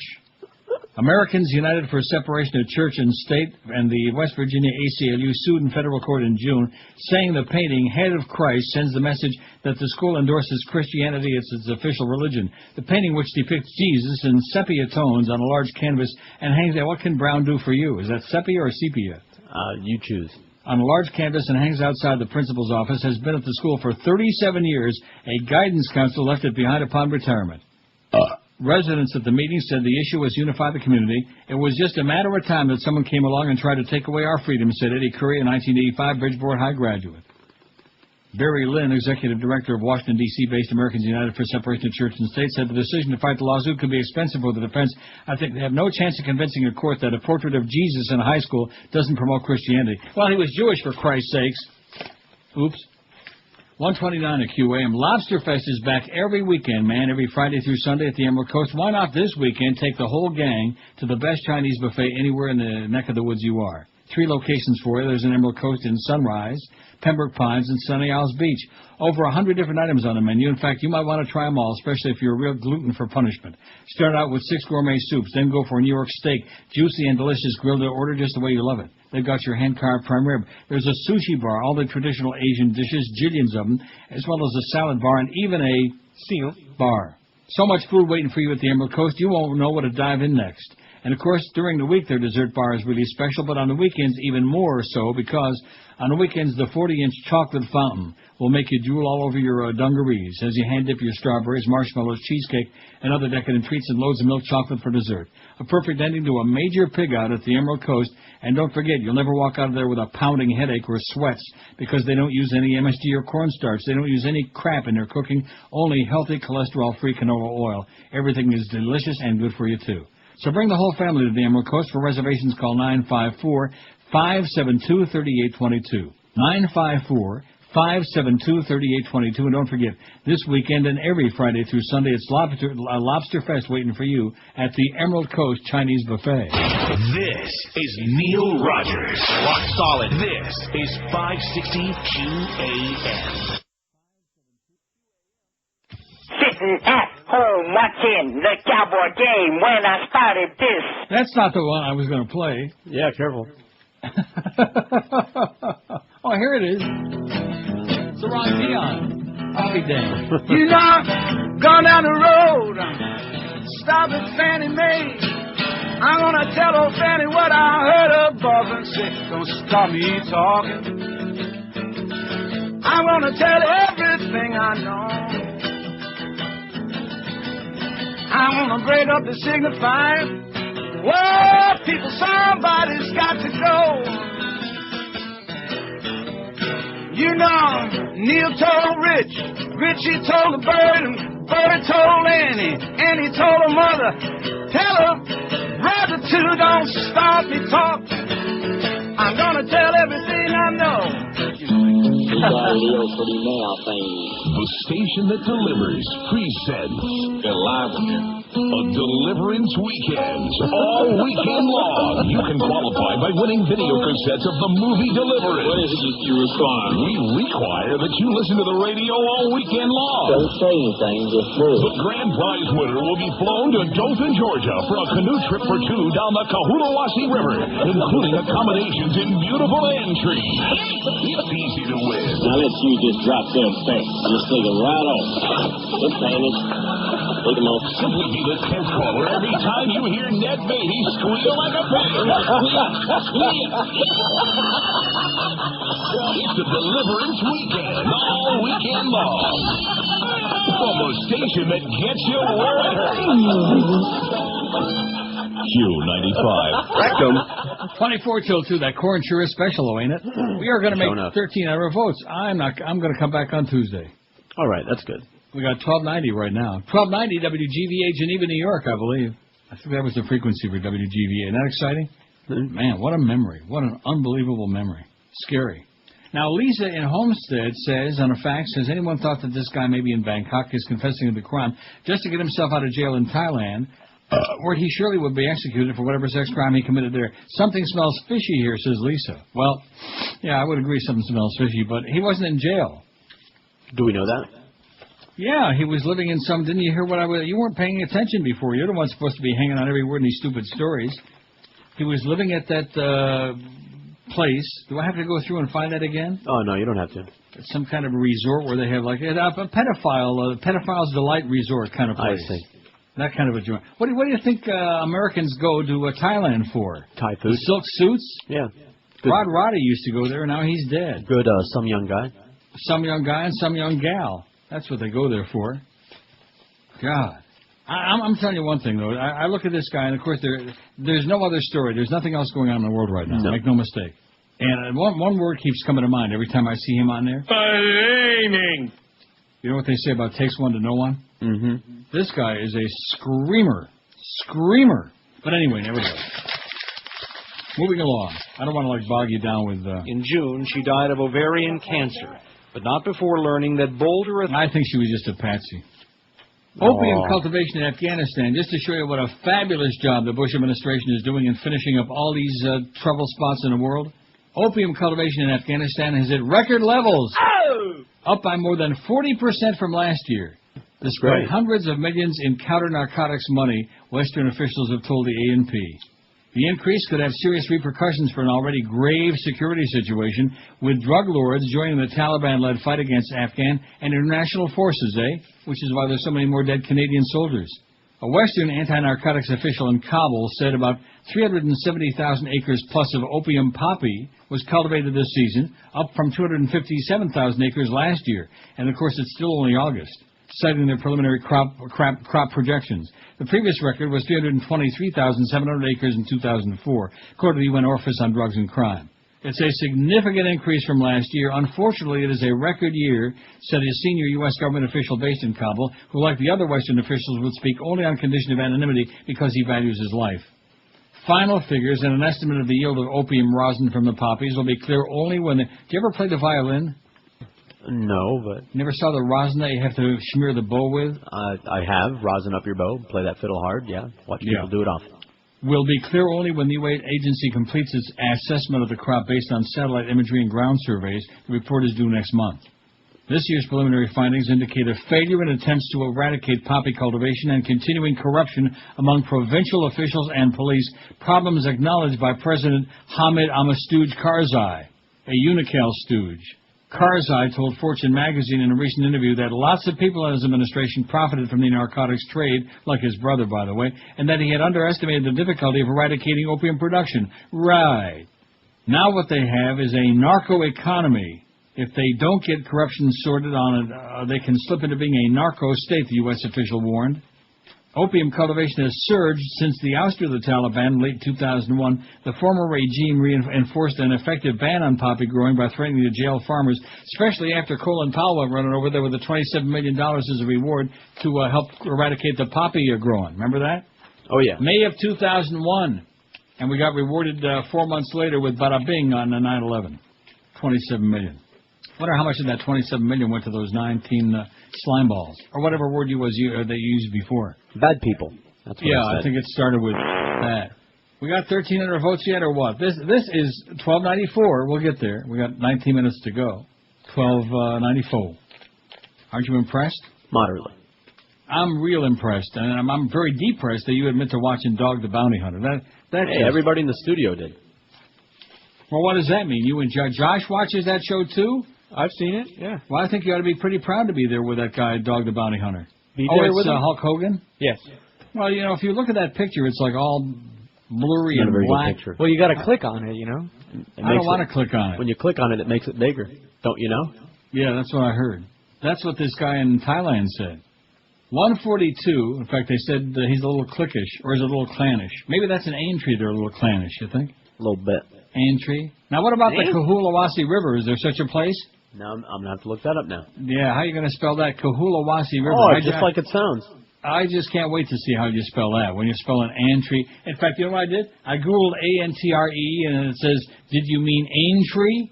How do you like that? Uh-huh. Still, I got the script matching it. Good for you. 18 till 2 at QM. Curtis Stevenson will talk about important things like sports at 2 o'clock. Get back to the sanctity of sports. What do you know? I spelled it right. And then at 4, what do you got? Apparently it's a real river. In Raven, the Kahulawasi County. River. Oh, man, let's go on a canoeing trip. All right. You and Josh start, and I'll catch up with you. I'll meet you upriver at Aintree. In South Florida for 28 years, and I've been using them for over 21 of those years, there is no place and nobody like Dry Concepts. When it comes to cleaning your carpets and making all the upholstery and drapery and all the good stuff in your home looking just like brand new, nobody does it like Dry Concepts. In fact, when you call these people, you really can clean today and entertain tonight. And your carpets are going to stay cleaner longer, too, because there's no sticky residue left behind, and your carpets will last longer as well. Over 50,000 satisfied customers know what I'm talking about. The Dry Concepts is absolutely the best. And don't forget, Dry Concepts also are the experts when it comes to water damage restoration. Keep it in mind during hurricane season, which still has a long way to go. Certified technicians get you out of the mold zone in minutes, not days. And Dry Concepts can get your home or business dry within 24 to 72 hours. It's guaranteed. And don't forget, speaking of guarantees, they always give you a guaranteed written price up front before they start the job. No tack-ons, no disappointments, no bad surprises. Just a stupendous, unbeatable job every time. And Dry Concepts also has got a state-of-the-art Oriental rug cleaning plant, the only one in all of South Florida on site, dedicated to keeping those expensive area rugs looking just like brand spanking new. So do yourself a humongous favor and do what I've been doing for over 21 years now. If you're in Dade, Broward, or the Palm Beaches, call Drop Concepts at 1-800-248-5071. That's 1-800-248-5071. Or on the Wicked Web, just log on to dropconcepts.com. This is Neil Rogers. This is 560 QAM. Comes into what she really drives me crazy when she puts that big brown truck in gear. Makes me smile when she says, "Sign here." Hope that girl don't come today. I hope it's a new driver named Ray. I don't understand what you see in that guy. You girls think that he's so fly. I tell you what, I let him hit it. That's one package I want delivered. I'd get with her if I had the chance. Find out what's in those tight brown pants. You be this girl, I secretly spy. My fantasy is that you let me try. You be a boy, you are so right. I know what I want for you to overnight. You be this girl, you're such a tease. I wanna find out what brown can do for me. You be a boy, you are the best. So I'll never back no more. Oh, don't tell me this thing ain't going to print out. That would be really bad because I have to read. I don't want to have to read it offline. Guess what it's about? This story. UPS? No. Oh.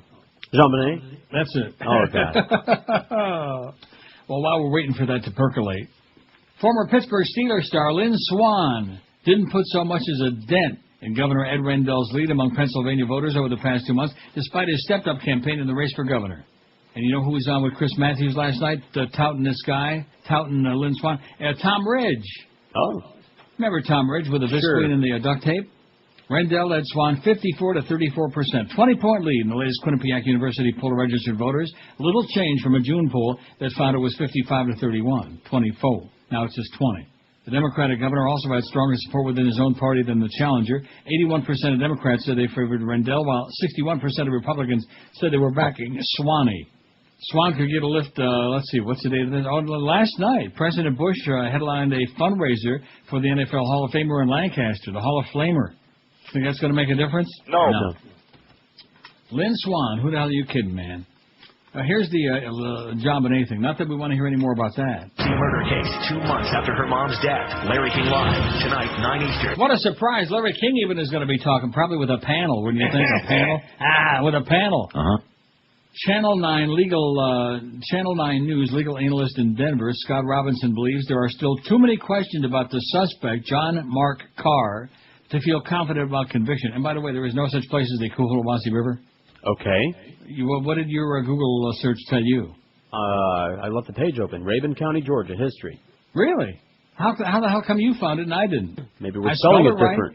What? Maybe we're spelling it differently. No, I did not spell it differently because it even says river in the movie Deliverance and yada, yada, yada, but it doesn't say anything about being for real. So there really is a Coolawasi River. Oh, I don't know. Maybe this is the river that they represented as the Coolawasi River. Well, what the hell does that mean? In other words, they filmed the movie on this river and called it the Coolawasi in the movie. Do you understand what he's saying, Josh? Yeah, you're not getting it?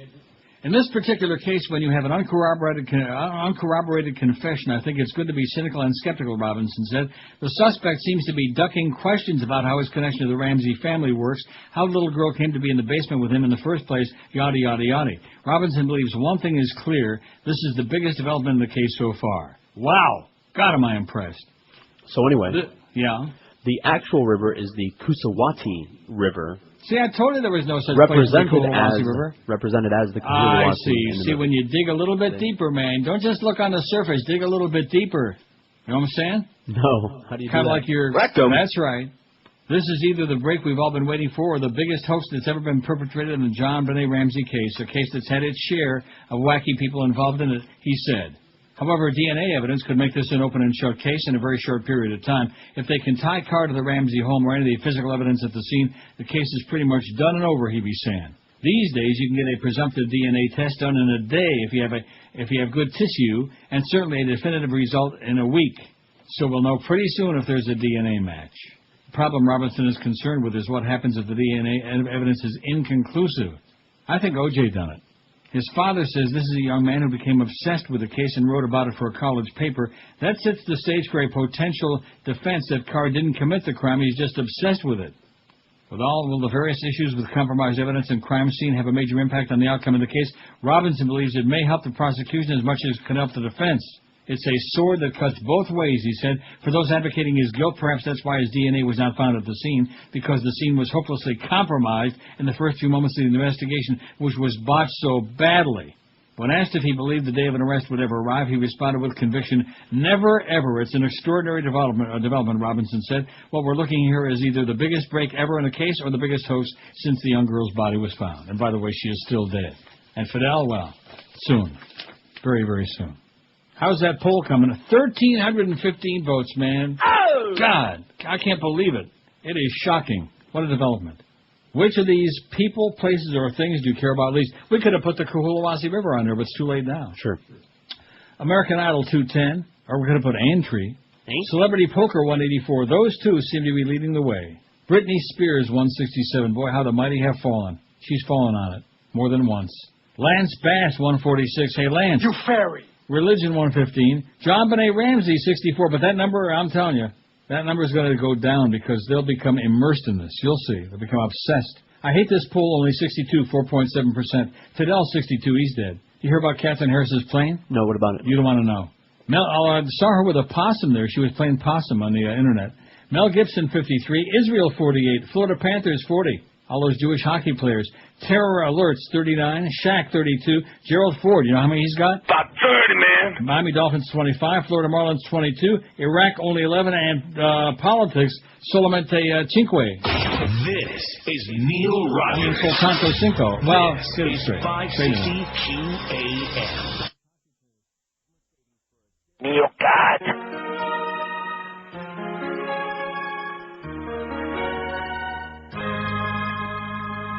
J.J. Jackson, Nina Black with Martha Quinn, Cyndi Lauper, Kaja Gugu, and Berlin, and Tony Basil, Simple Minds, Duran Duran. When we were children, we used to love them. MTV made them video stars. Now no one knows just who they are. But they're living in their cars. Now these days it's full of shows like TRL.